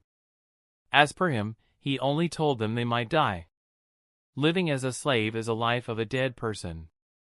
He didn't ask them to go kill themselves by doing something stupid and reckless. He holds no responsibility for their actions. The situation with the Butterfree created a lot more moral weight on him than this. This has a lot to do with Alex's view of morality. He doesn't find it wrong to give a person 2 options, the first option, which is relatively safe, and the second one, which is very rewarding but can lead to death if one fails. Alex has no problem doing the same to more than 100 people as long as they have reached an age where they can make such a decision for themselves. Even if he ends up indirectly killing more than 50 of those 100 people, Alex wouldn't feel that it was necessarily his fault. People who overestimate themselves in the Pokemon world will not live long anyway, so Alex is only speeding up this process. What really troubles him is enslaving or killing innocent Pokemon or humans. Especially when he doesn't give these innocent Pokemon or people any other choice. Innocence and the right to make a choice have always been considered greatly meaningful to Alex, so he had also formed his morals around it. Of course, it is not an ironclad morality. Alex takes other factors into account, too, such as personal feelings of the person, advantages and disadvantages, maliciousness of the person, etc. Even though Alex had these kinds of thoughts, it doesn't mean that he follows this morality to the point in reality. As soon as it can bring enough advantages for him and his Pokemon or avoid future dangers, Alex will spontaneously discard his questionable morals. Alex was sure that his morals are very questionable if you look at it objectively. But as long as this morality helps him guard against any psychological problems due to his actions, it is perfect for Alex. Alex sent his subordinates to show the rookies their rooms and other rooms they were allowed to enter. He then went to his room and opened his laptop to see if any rookie had potential. Chapter 213. 3 hours later, Alex heard a knock over his door. He stopped meditating and walked towards Ditto, who was training with his other Pokemon. Alex put on the Ditto mask again and called back all his Pokemon except Crobat to their Pokeballs. Then he opened the door and found one of his subordinates standing there, together with a 16-year-old boy. Alex looked at the boy and asked with a smile, "So, are you the first one to conquer his Pokemon?" The boy had messy black hair and an emotionless face. "Yes, sir." After saying that, he immediately threw a Pokeball to the ground. Alex saw a coughing appeared in a room and levitating with its peculiar expression. Pokemon, coughing. LV, 11. Type, poison. Abilities, levitate. Gender, male. Potential, silver. Moves: poison gas, tackle, smog, smokescreen, clear smog. Innate talent, self-destruct. Is this a joke? Are these innate talent moves supposed to be good or more like totally useless, thought Alex when he saw the info about this Pokemon. Alex set aside his perplexed thoughts and asked, with a dispassionate voice, "What's your name?" "Simon, sir," said the boy with an expressionless face. Alex's eyes twitched a bit when he heard that this kid answer again with only 2 words. He truly felt that almost every genius has several unique features that hardly regular people have. He gave Simon 2,000 Poke Dollars as a reward and quickly sent him away. Usually, Team Rocket only gives 1,000 Poke Dollars for the first rank. But since Alex had doubled the preparation time for the test this time, it would not be proper to leave the reward unchanged.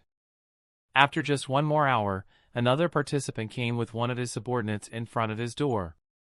When Alex opened the door, he saw a boy with red hair and a weird crazy smile. "What's your name?" asked Alex with a cold face. My name is Jasper, sir. I'm really happy to finally meet you and your handsome Crobat in person. I was really impressed by the bloody performance that you created. I've become a huge fan of yours. As an artist, I hope that we will exchange ideas and can dash." Alex put his index finger near his lips, signaling him to shut up. There was a dominating aura around him. "What did I say again? Tell me your name, not your shit story. Just keep your mouth shut and show me your Pokemon. Otherwise." Jasper, who saw Alex's ice-cold anger, wasn't feeling fear but pleasure instead. He called out his Pokemon, and Alex received a small surprise when he saw an Ekans come out of the Pokeball. Pokemon, Ekans. LV, 12. Type, Poison. Abilities, Intimidate. Gender, Female. Potential, Deep Silver. Moves: Leer, Wrap, Poison Sting, Bite, Glare. Innate talent, Toxic. What surprised Alex slightly wasn't Ekans' details but that Ekans had wrapped herself around Jasper with a love-filled expression. Jasper and Ekans seemed to have built a very close relationship in an extremely short time. They looked a little bit too close for Alex's comfort when he saw them showing their affection to each other. FCK. I hope it is just the case of me having too much imagination, and this crazy guy doesn't really want to build a romantic relationship with this Ekans, thought Alex. He gave Jasper 1,500 Poke Dollars and quickly sent him and his subordinate out of the room. Alex sat back down and continued his meditation. He intended to reward the first 3 personally in order to establish contact with the participants with the best potential. Although there is always a possibility of none of these 3 participants getting first place in the test, which would be taking place in 2 weeks, the probability of that is just too low. After less than 30 minutes, Alex heard another knock. Keeping his emotions in check, he opened the door again and saw a young girl following his subordinates. "Hello, Instructor John," said the girl, who gave a slight smile as she looked at Alex. This girl had dark blonde hair and a kind of charisma that Alex would expect from a charming priest girl. The pleasant voice and her mild face gave Alex this impression. Despite her looking like a kind girl, Alex knew that she wasn't what she showed. She was gonna work in Team Rocket. And it's not a place where innocent girls come looking for a job. Someone who enters Team Rocket of their own free will seldom be an upright person. And if she is, she won't be able to survive too long anyway. Female members of Team Rocket especially are often much more cruel and crazy than the male members. Though Alex believes that one of the reasons for female members to act in such a way is that they have to appear threatening to be able to scare off many men from Team Rocket. But even then, it doesn't explain the many sick and crazy things that female members of Team Rocket often do. Alex just has to look at Lisa for a perfect example. Alex went into his boss mode and asked with a cold voice, "Tell me your name and show me your Pokemon." The girl said in a pleasant tone while taking out her Pokeball, "Instructor John, my name is Elise." She released the Pokemon from the Pokeball. A Spearow appeared and immediately flew onto Elise's shoulder with watchful eyes as he looked at Alex, who was observing him. Alex looked at the info and was a bit surprised when he saw the details of this Spearow. Pokemon, Spearow. LV, 12. Type, Normal/Flying. Abilities, Sniper, Hidden Ability. Gender, Male. Potential, Deep Silver. Moves: Growl, Peck, Leer, Pursuit, Focus Energy. Innate Talent, Feather Dance. This Pokemon was the best Pokemon he had seen from the rookies so far. Sniper, plus Deep Silver Potential is a solid combination, and it should have been really challenging to conquer such a talented Pokemon so quickly. The more talented and powerful a Pokemon is, more difficult it is so difficult to conquer. Alex didn't talk to Elise for long and quickly gave her a reward and sent her away. After seeing Elise, he suddenly wanted to see the 4th and 5th ranked rookies himself. Maybe he'll find even more participants with good potential. Alex was really very satisfied with the quality of the participants who had shown up till now. Especially the fact that all the first 3 took his A-rank Pokemon surprised him a bit. But when Alex remembered how he and Maria were also the first 2 in the test, he could understand it a little better. Talent is hard to hide, especially when they have such a chance to show off their talent.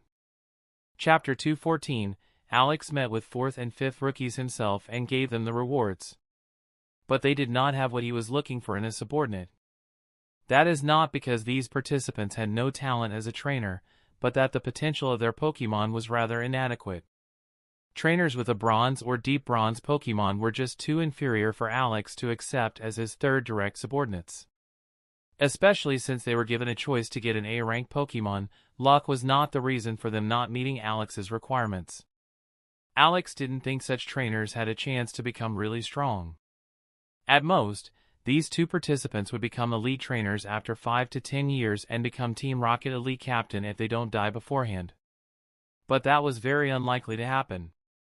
The chance to die as a trainer is ridiculously high if you don't have an elite Pokemon.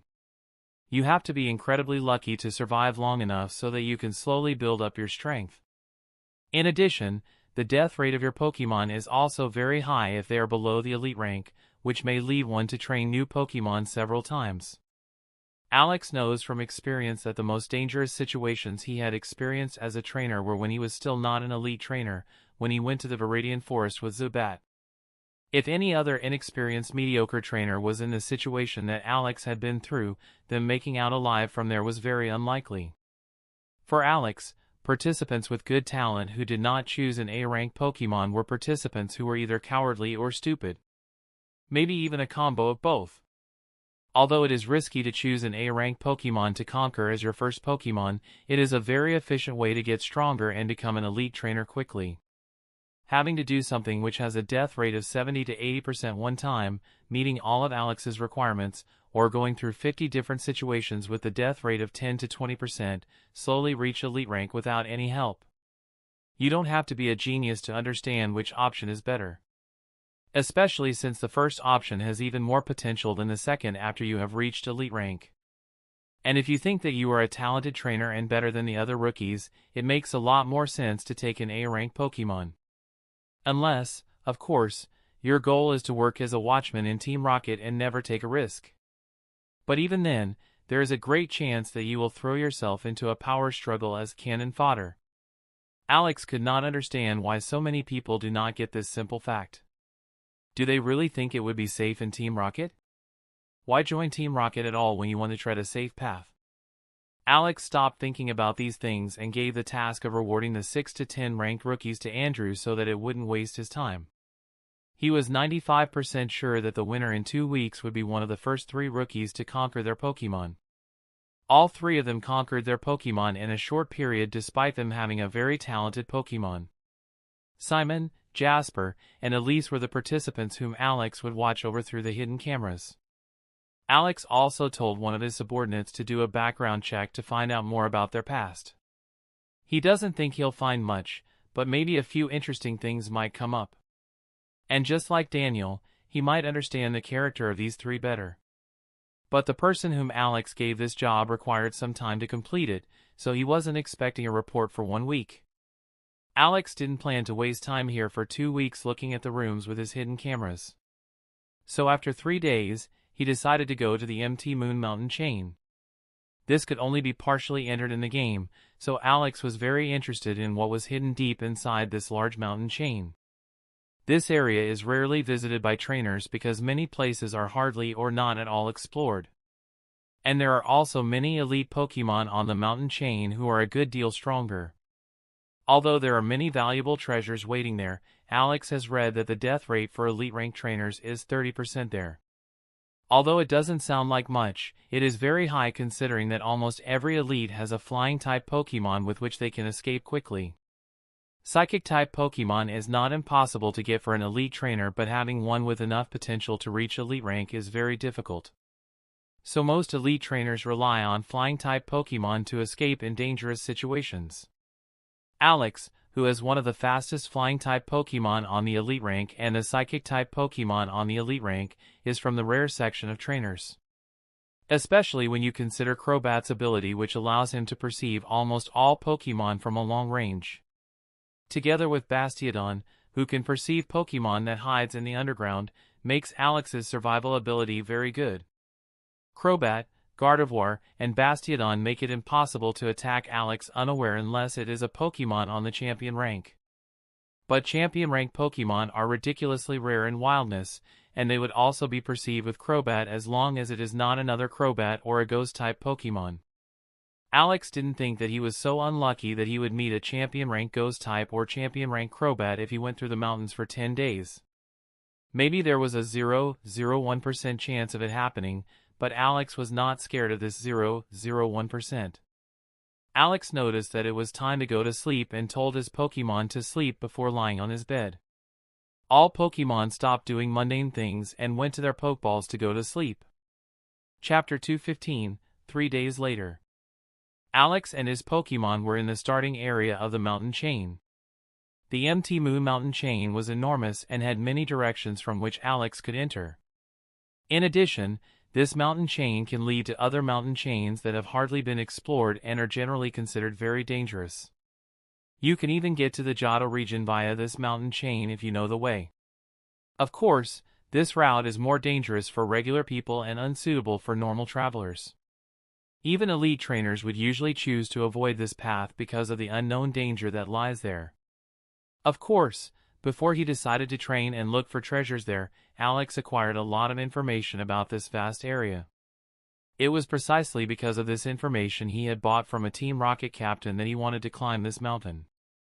According to the Team Rocket captain's team, they discovered a cave that had many diamonds. Unfortunately, this cave was occupied by several elite Pokemon, so he could only take 1 or 2 diamonds before they were discovered and had to flee. Alex gave this Team Rocket captain an extra $500,000 to provide him the exact location of this cave and not to sell this information to anyone else. He wasn't afraid that this Team Rocket captain had lied to him or would try to sell this information to others. Only a stupid person would do that. Of course, that doesn't mean that there are not any dumb people in this world. But if one is in Team Rocket, you can expect a little bit of common sense from him. And even if he doesn't keep his promise, Alex can still make use of that situation. He will make an example out of him so that others don't get any wrong ideas in the future. If Alex gives just a word about his cheating to Lisa, it would only take just a few moments to officially kill him. It is but a quick method to kill him if he doesn't want to dirty his hands. If he doesn't want to clarify his reasons officially, he can always use another way to kill someone.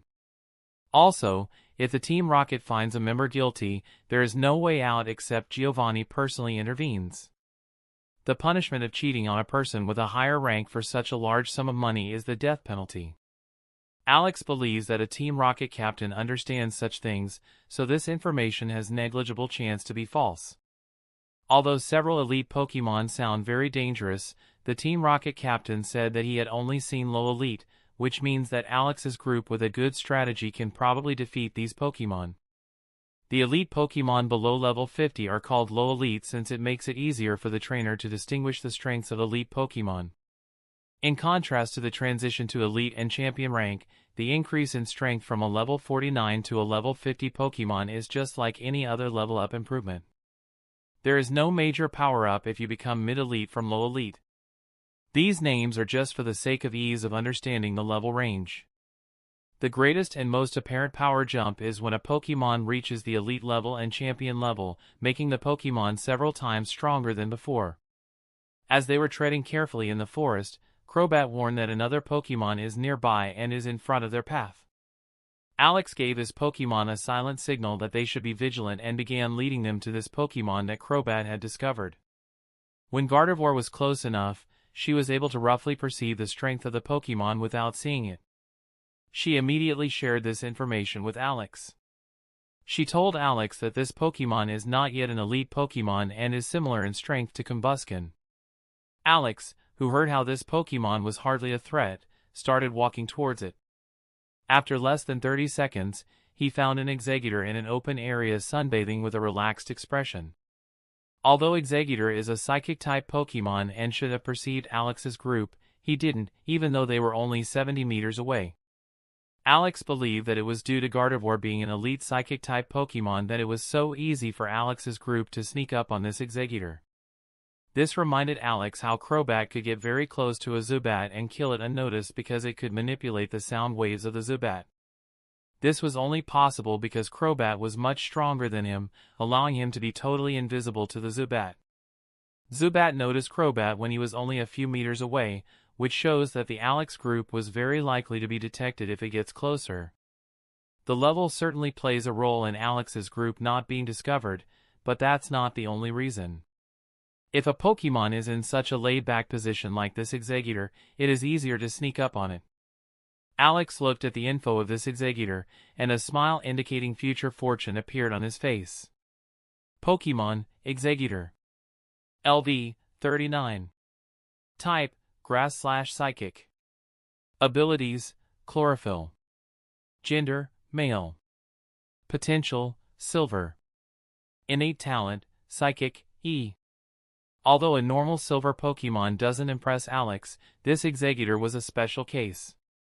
Alex believed that this Exeggutor alone could sell for more than 1 million. There were two main reasons why this silver Pokemon would fetch so much more than all other silver Pokemon that Alex had previously sold. First, the Exeggutor species is rare and already gets sold for a high price. While not as rare as Dragon-type Pokemon, it was one of the rarer Pokemon species of Kanto. The second reason is that this good innate talent move increased the price unbelievably high. Many trainers are willing to pay many times the original price for a Pokemon that has certain innate talent moves. An A-rank Exeggutor with 3 perfect innate talents moves should be quite uncommon, thought Alex as he looked at Exeggutor. Chapter 216, Alex looked at Gardevoir and asked with a smile, "Can you prevent him from using his teleport so that he doesn't escape?" Gardevoir nodded to her father and immediately asked if she should do that. Alex looked in the direction of Exeggutor and nodded in reply to Gardevoir's question. The only 2 ways that this Exeggutor could escape from Alex's group were if he uses teleport or a powerful elite Pokemon intervenes, coming to his rescue. The second possibility was quite unlikely, and all Alex could do about that was to keep a lookout for it. So Alex wanted to at least prevent the first possibility immediately. Alex's group hadn't found any other Pokemon near Exeggutor, so he didn't think the second possibility would occur. Gardevoir successfully created a field of 100m x 100m blocking the use of teleport after 30 seconds. She could also do it quickly, but she wanted to build a solid, stable force field that could not easily be destroyed by this Exeggutor. This Exeggutor would need at least 3 minutes to destroy this force field, and only if he does not have to fight throughout that. If Exeggutor had a higher level than Gardevoir, he could simply leave this field of force in a few seconds. But fortunately, that was not the case. Exeggutor suddenly realized that a strong psychic force field had been created around him, prisoning him.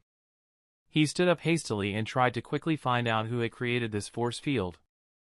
After he had actively used his psychic powers, he was able to pinpoint Alex's group, who had been hiding behind thick bushes and trees.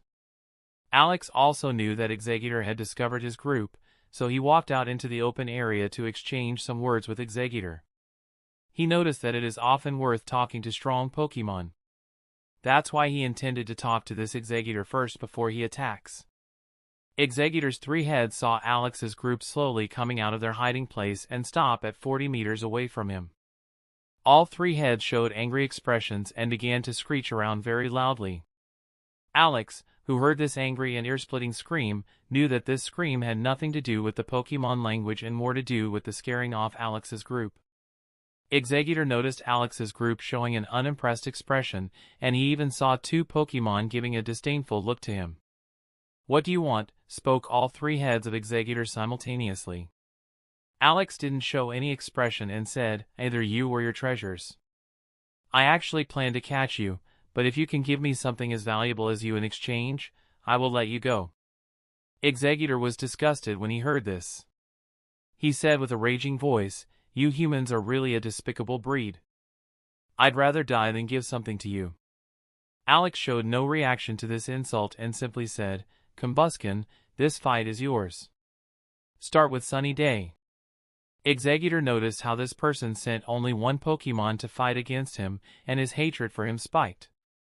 This guy not only attacked him unprovoked, but he also wanted to use him as a training tool for his Pokemon. Exeggutor started preparing Psychic after a slight delay due to anger. And exactly because of this delay, Combusken finished first and made sure that the surrounding area was a good deal warmer. Alex knew that Sunny Day is also very helpful to Exeggutor. But for him, it didn't really matter whether the Exeggutor can use the solar beam faster or that the Exeggutor himself had become a bit faster. Combusken's greatest strength is to defeat enemies quickly, and Alex knew that Combusken's not a Pokemon who can win a drawn-out battle. Especially since she didn't have Flamethrower on the expert rank and hadn't yet reached her final form, she was very unsuitable for long fights. Combusken, use Attract. But when Combusken started preparing their next move, Exeggutor was done with his move. Combusken felt like an invisible hammer had hit her, and she was thrown back. This move dealt a good amount of damage to Combusken. According to Alex, she still had more than 60% HP left. Exeggutor saw that his move had done good damage to his opponent and began to prepare another, Psychic. Combusken finished beforehand and used Attract on Exeggutor, who was carefully watching her. One head of Exeggutor suddenly felt an incredible attraction towards his opponent and wanted to stop preparing his attack move. The other two heads of Exeggutor noticed this quickly and started yelling at the head, letting out their already accumulated anger at him. Each of the three heads of Exeggutor had their own personality, but that is the norm. The different heads always get along very well, so they usually can control their bodies together without any problems. This unexpected situation made the Exeggutor's body very confused and even had to stop the preparation of Psychic, because one head was giving the body opposite commands. Combusken, use Overheat on him now that he's confused. Exeggutor's heads were still yelling at each other, wasting time, so he couldn't evade or prepare another move. This distraction and confusion even ensured that Overheat hit Exeggutor's body perfectly. It was a critical hit. Exeggutor's whole body was burning like a campfire, and Exeggutor's all three heads were painfully screaming. That's it, Alex didn't think that this Exeggutor could take such a hit. Exeggutor's whole body was in a fatal state. But he was still standing even though his injury should have made him unconscious by now. Is this Pokemon crazy? Alex looked surprised when he saw this. If he forces himself to remain conscious, his body will soon collapse, and he will maybe die. Exeggutor showed all the concentrated hate on his faces and started using his life energy, running towards Combusken. FCK. He's using his life energy. Combusken, run away from him quickly, Alex said with a panicked voice. Alex's other Pokemon also quickly ran to the battlefield to make sure that nothing happens to Combusken. Combusken heard Alex's words, but she was too confused and shocked when she looked at Exeggutor. She saw the frightening presence of Exeggutor and the pure anger on the three faces of Exeggutor. Combusken felt for the first time that this fight was not fun. When she saw Exeggutor running towards her, her body suddenly went into shock. Alex saw how Exeggutor was only 5 meters away from Combusken and had started preparing a move with his life energy as fuel. He immediately recognized this move. It was Chapter 217. This posture was no different than when a Pokemon is preparing for the move, self-destruct, or explosion. He said quickly with a loud voice, Gardevoir, teleport Bastiodon quickly in front of Combusken. Bastiodon, use Protect, fast. Alex's Pokemon reacted quickly, and Bastiodon and Gardevoir appeared in front of the stunned Combusken. Bastiodon, for the first time, showed an angry expression as he looked at the Exeggutor. He wasted no time and stood in front of the Gardevoir and Combusken to protect them by tanking this attack with his body, in case his protect was not enough. Bastiodon also used protect immediately and barely generated the shield before Exeggutors could use his move. Exeggutor knew that he was gonna die after using this move.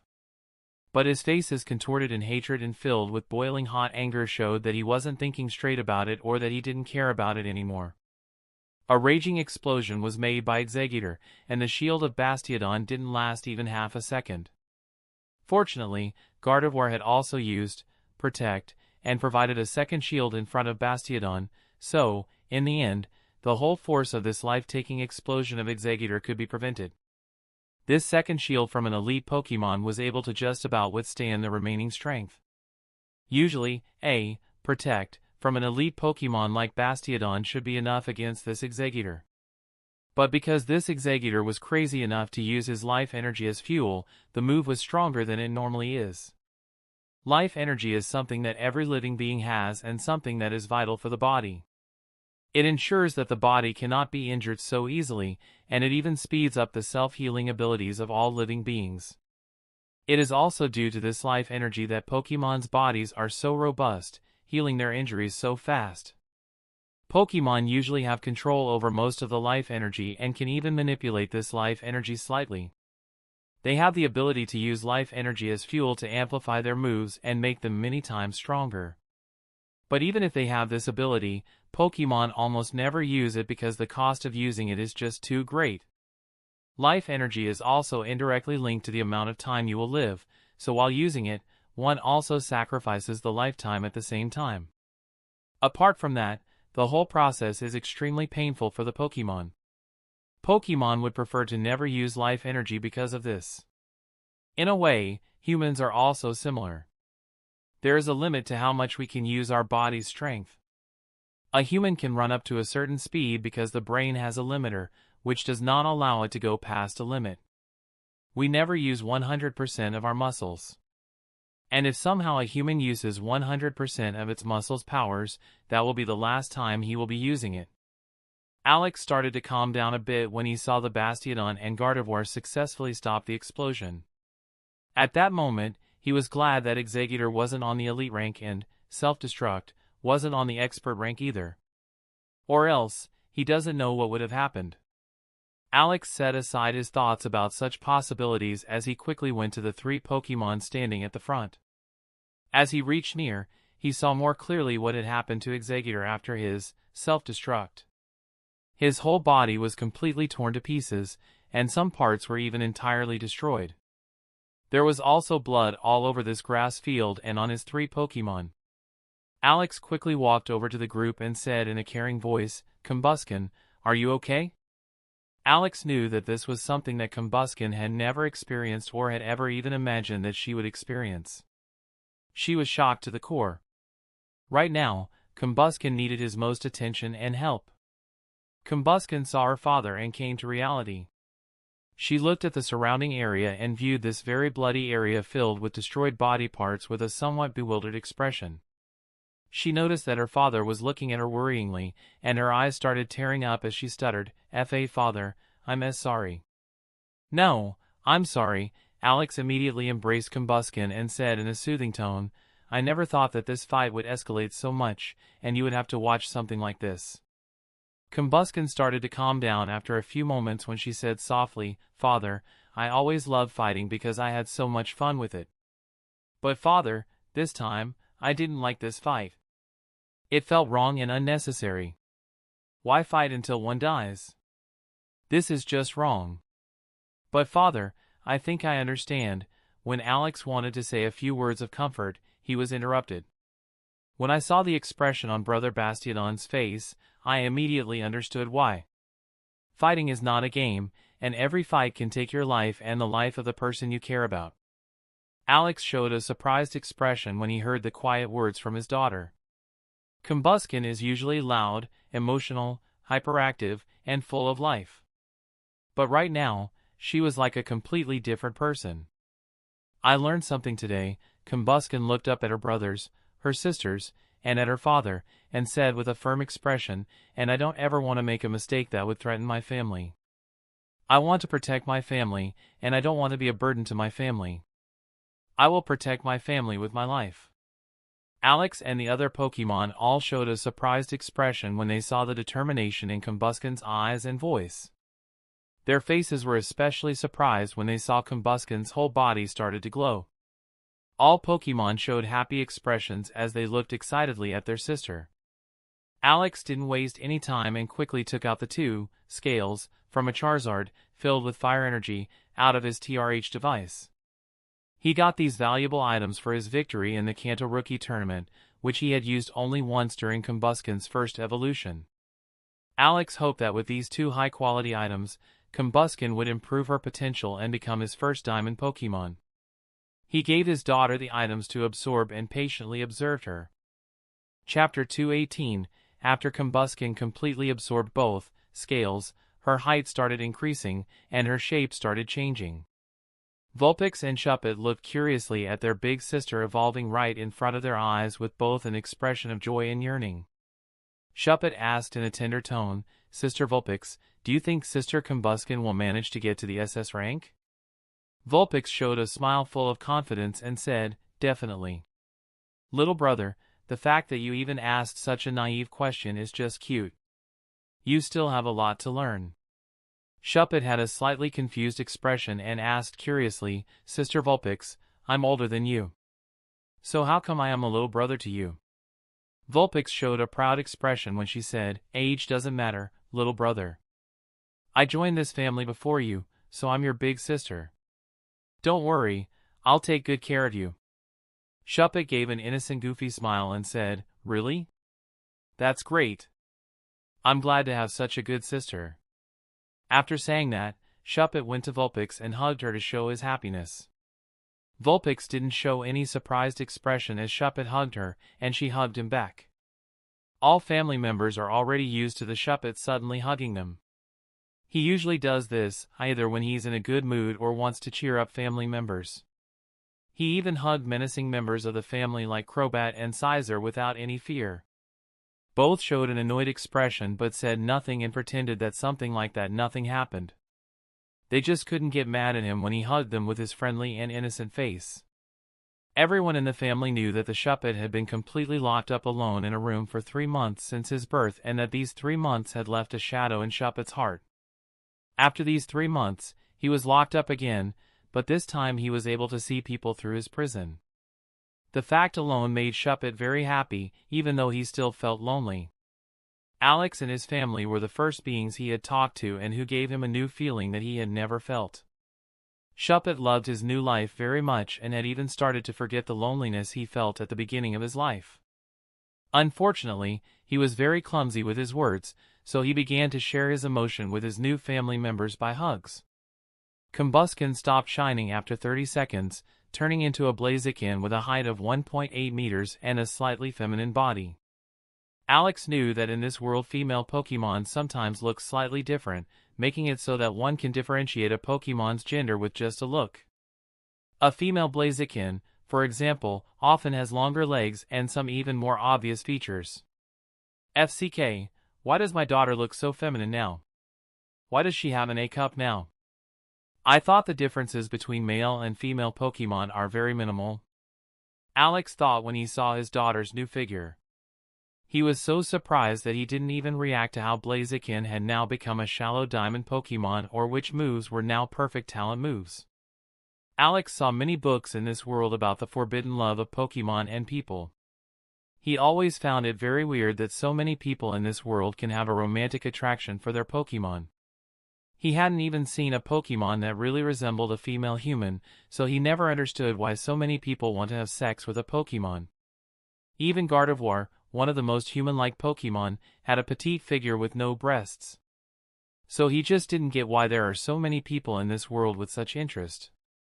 Maybe, it's really just purely romantic love? No, I don't think that the people of this world are so pure. I believe it is quite contrary instead. Ugh. Why am I thinking so hard about such a topic? It's all because of that stupid comment after the rookie tournament. If I get my hands on that bastard. Alex clenched his fists in his mind as he remembered this disgusting guy. After the rookie tournament, Alex peeked into the comments on the website out of boredom. Although almost everyone was very positive about his victory, he saw a comment that he couldn't forget. It was kind of a perverted love letter for Gardevoirs, Curlia at that time. Look and how sexy he thinks she is. It was very detailed, and after reading this disgusting love letter, Alex felt a fit of infinite anger inside his chest. If this perverted bastard hadn't hidden his identity, Alex would go straight to this bastard and make sure that this guy would never be able to write such a letter again in his life. Now that he saw his other daughter's A-cup, he couldn't help but worry. Fortunately, he had not allowed any of his Pokemon access to the internet, so Gardevoir doesn't know about this comment. Alex suddenly felt mixed emotions when he saw his daughter's adult form. Blaziken opened her eyes to her new body for the first time and showed an elated expression when she realized that she had now become an elite Pokemon. All Pokemon looked in the direction of Alex, silently asking with their eyes whether Blaziken had become an SS-rank Pokemon. When Alex nodded, they jumped in celebration, of course, except Crobat and Scizor. Each of his family members knew that Alex could recognize the potential immediately and always looked at Alex to know whether their potential had improved. Alex didn't explain his Pokemon how he does it, but he has enough trust in his family that he told them that he has the skill to recognize the potential. Chapter 219, Scizor went to Blaziken and started patting her shoulder without a word. Blaziken looked at her big brother with a joyful expression as she could feel the pride from Scizor. She and Scizor spent a lot of time training together, and Scizor was always a kind of mentor to Blaziken. She had a lot of respect for Scizor and saw him as a role model. Although she never told him, she wanted him to be proud of her just as much as she wanted her father to be proud of her. Scizor looked with a smile. You're more than ready now to start competing for first place in the family. Train hard, or you won't be able to take that title from me. Blaziken suddenly felt that this was one of the best days in her life. She couldn't help but get pumped up to get better. Brother Scizor should watch out, or I'll get over you soon. Crobat, who overheard this conversation, flew in front of the two and said with his usual snarky tone, Kid, why do you want to fight for second place? If you want to have the title of number 1, you have to defeat me. Scizor gave an annoyed expression as he looked in the direction of Crobat. Can't you hold your big mouth for a minute? Crobat just looked down at Scizor from his flying position when he said arrogantly, What's wrong, can't handle a little truth? Everyone here knows who the number 1 is. Gardevoir also came and said with a tender tone, Brother Crobat, it has been a long time since the last tournament took place. Now, you can't certainly say who is the strongest Pokemon. Scizor added, Yeah, your license to the title of number 1 has been expired. Crobat ignored Scizor and looked at his little sister, and said with a slightly mild tone, Although you are not entirely wrong, I believe that it would be one of the 3 of us again. The 3 of us are all a good deal stronger than the rest. Ditto also tried to give some enter into this conversation. Why are the fights always 1v/S1? That is not very fair. My strengths come from group fights, sad face. Eevee gave Ditto a comforting pat. Brother Ditto, you don't have to worry about this tournament. Just because a Pokemon wins this tournament doesn't mean she becomes someone important in our group. Bastiodon, who had been following the conversation, looked in the direction of Blaziken and asked, Blaziken, do you think I have a chance to win a 1v/S1 tournament? Blaziken looked at her brother and put a hand on his broad shoulders. Hey, big brother. You have to show more self-confidence. Look at yourself, so big and strong and yet such an insecure attitude. Bastiodon didn't get mad when he heard his little sister say those words. He just said, with a nod full of determination, You're right, I'll try to improve, little sister. Blaziken, who heard the tender words from her big brother, started to pull her hair, seeing how he didn't change at all. Unbelievable. Gardevoir, who was keeping an eye on this whole conversation between the two silently for a while, said gently, Little sister, don't be so mean to your big brother. Although he is gentle, He is there in the important moments when you need him. Blaziken remembered what happened a few minutes ago and how her big brother showed her a side of him that she had never seen. Ah, yes. Brother Bastiodon, you were so cool at that moment with your mad face. Bastiodon showed a surprised and slightly bewildered expression when he said, "Mad face? I think this word doesn't quite fit me. Sister Gardevoir, I didn't have that expression, did I?" Gardevoir showed a motherly face when she said, "Little brother, it's normal to have an expression like that when someone you care about is in danger. Don't worry unnecessarily."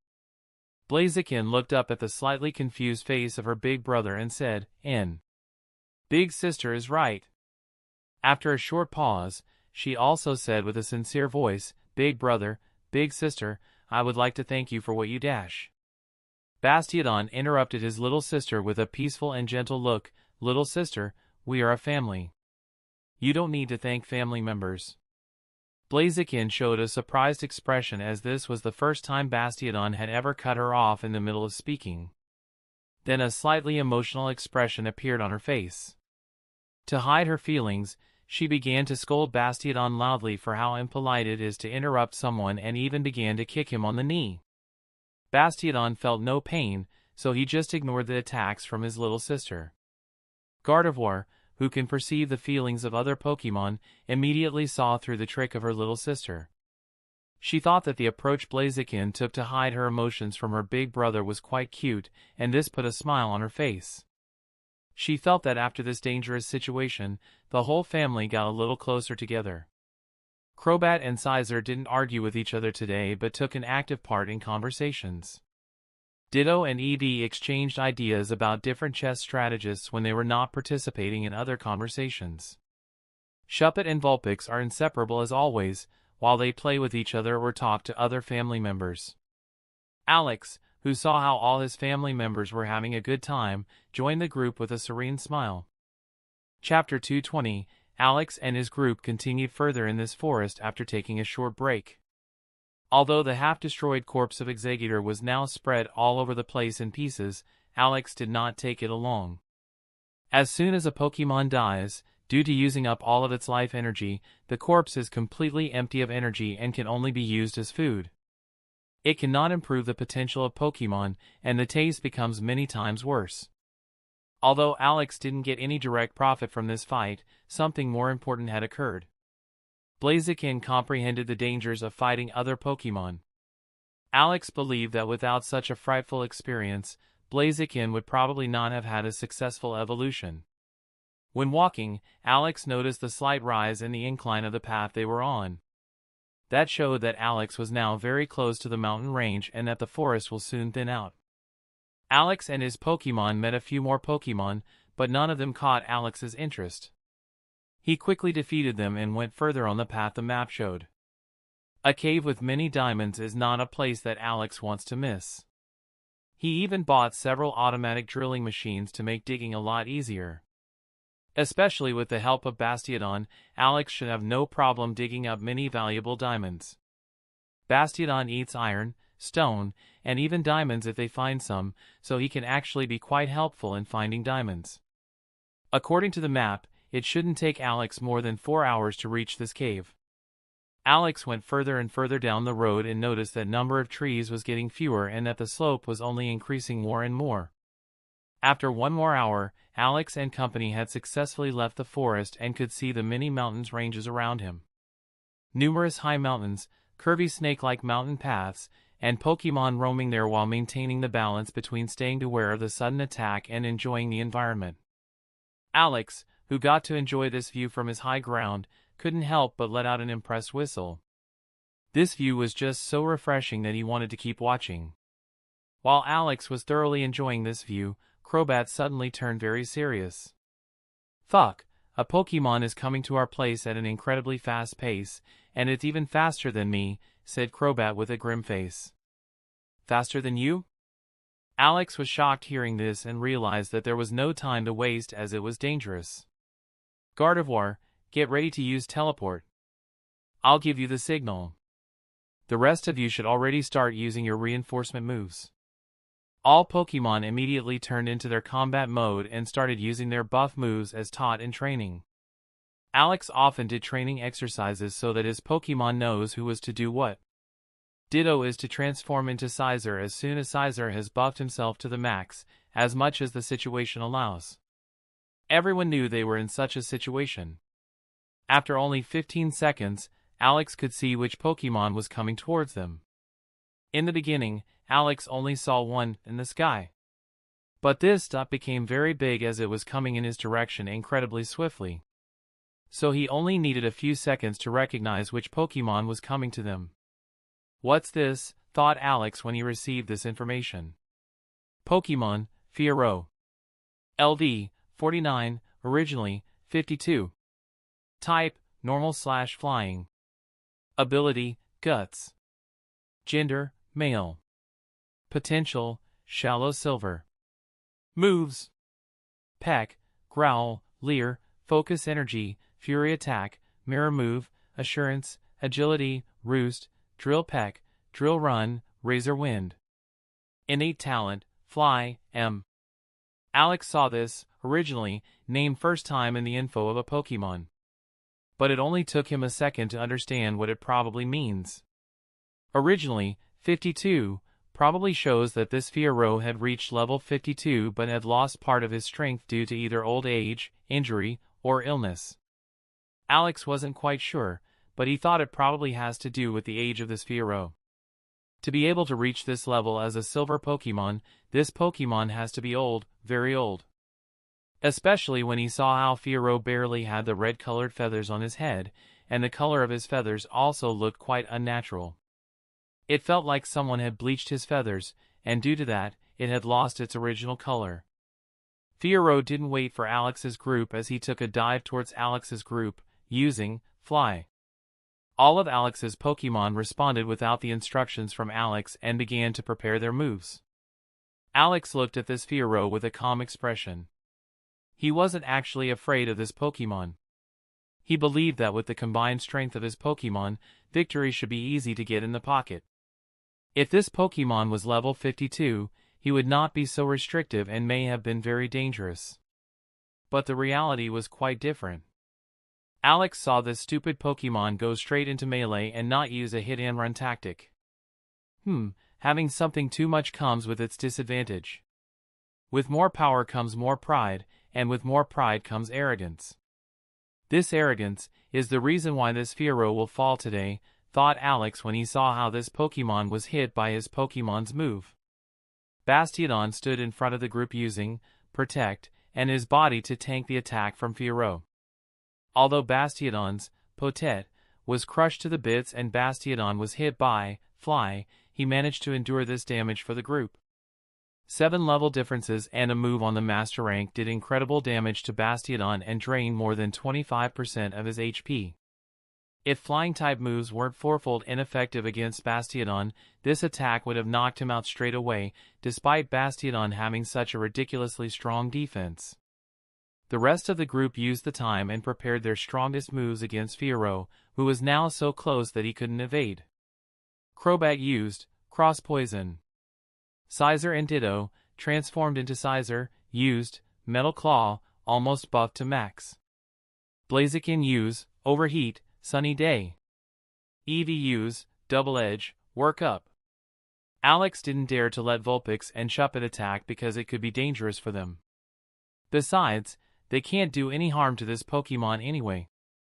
Although his Pokemon are generally a good deal weaker than Fiero, they were more than enough to defeat this Pokemon instantly. A normal dog can't win in a 1 versus 1 against a strong human in a death fight. But what if there are 3 relatively large dogs and 4 medium-sized dogs against a normal human in a death fight? As long as these dogs attack together, this fight is over immediately. Alex saw Fiero fall to the ground with a baffled look and couldn't help but laugh out loud. That's the end of this tale for now. Thank you for watching and I'll see you in part 9. Peace.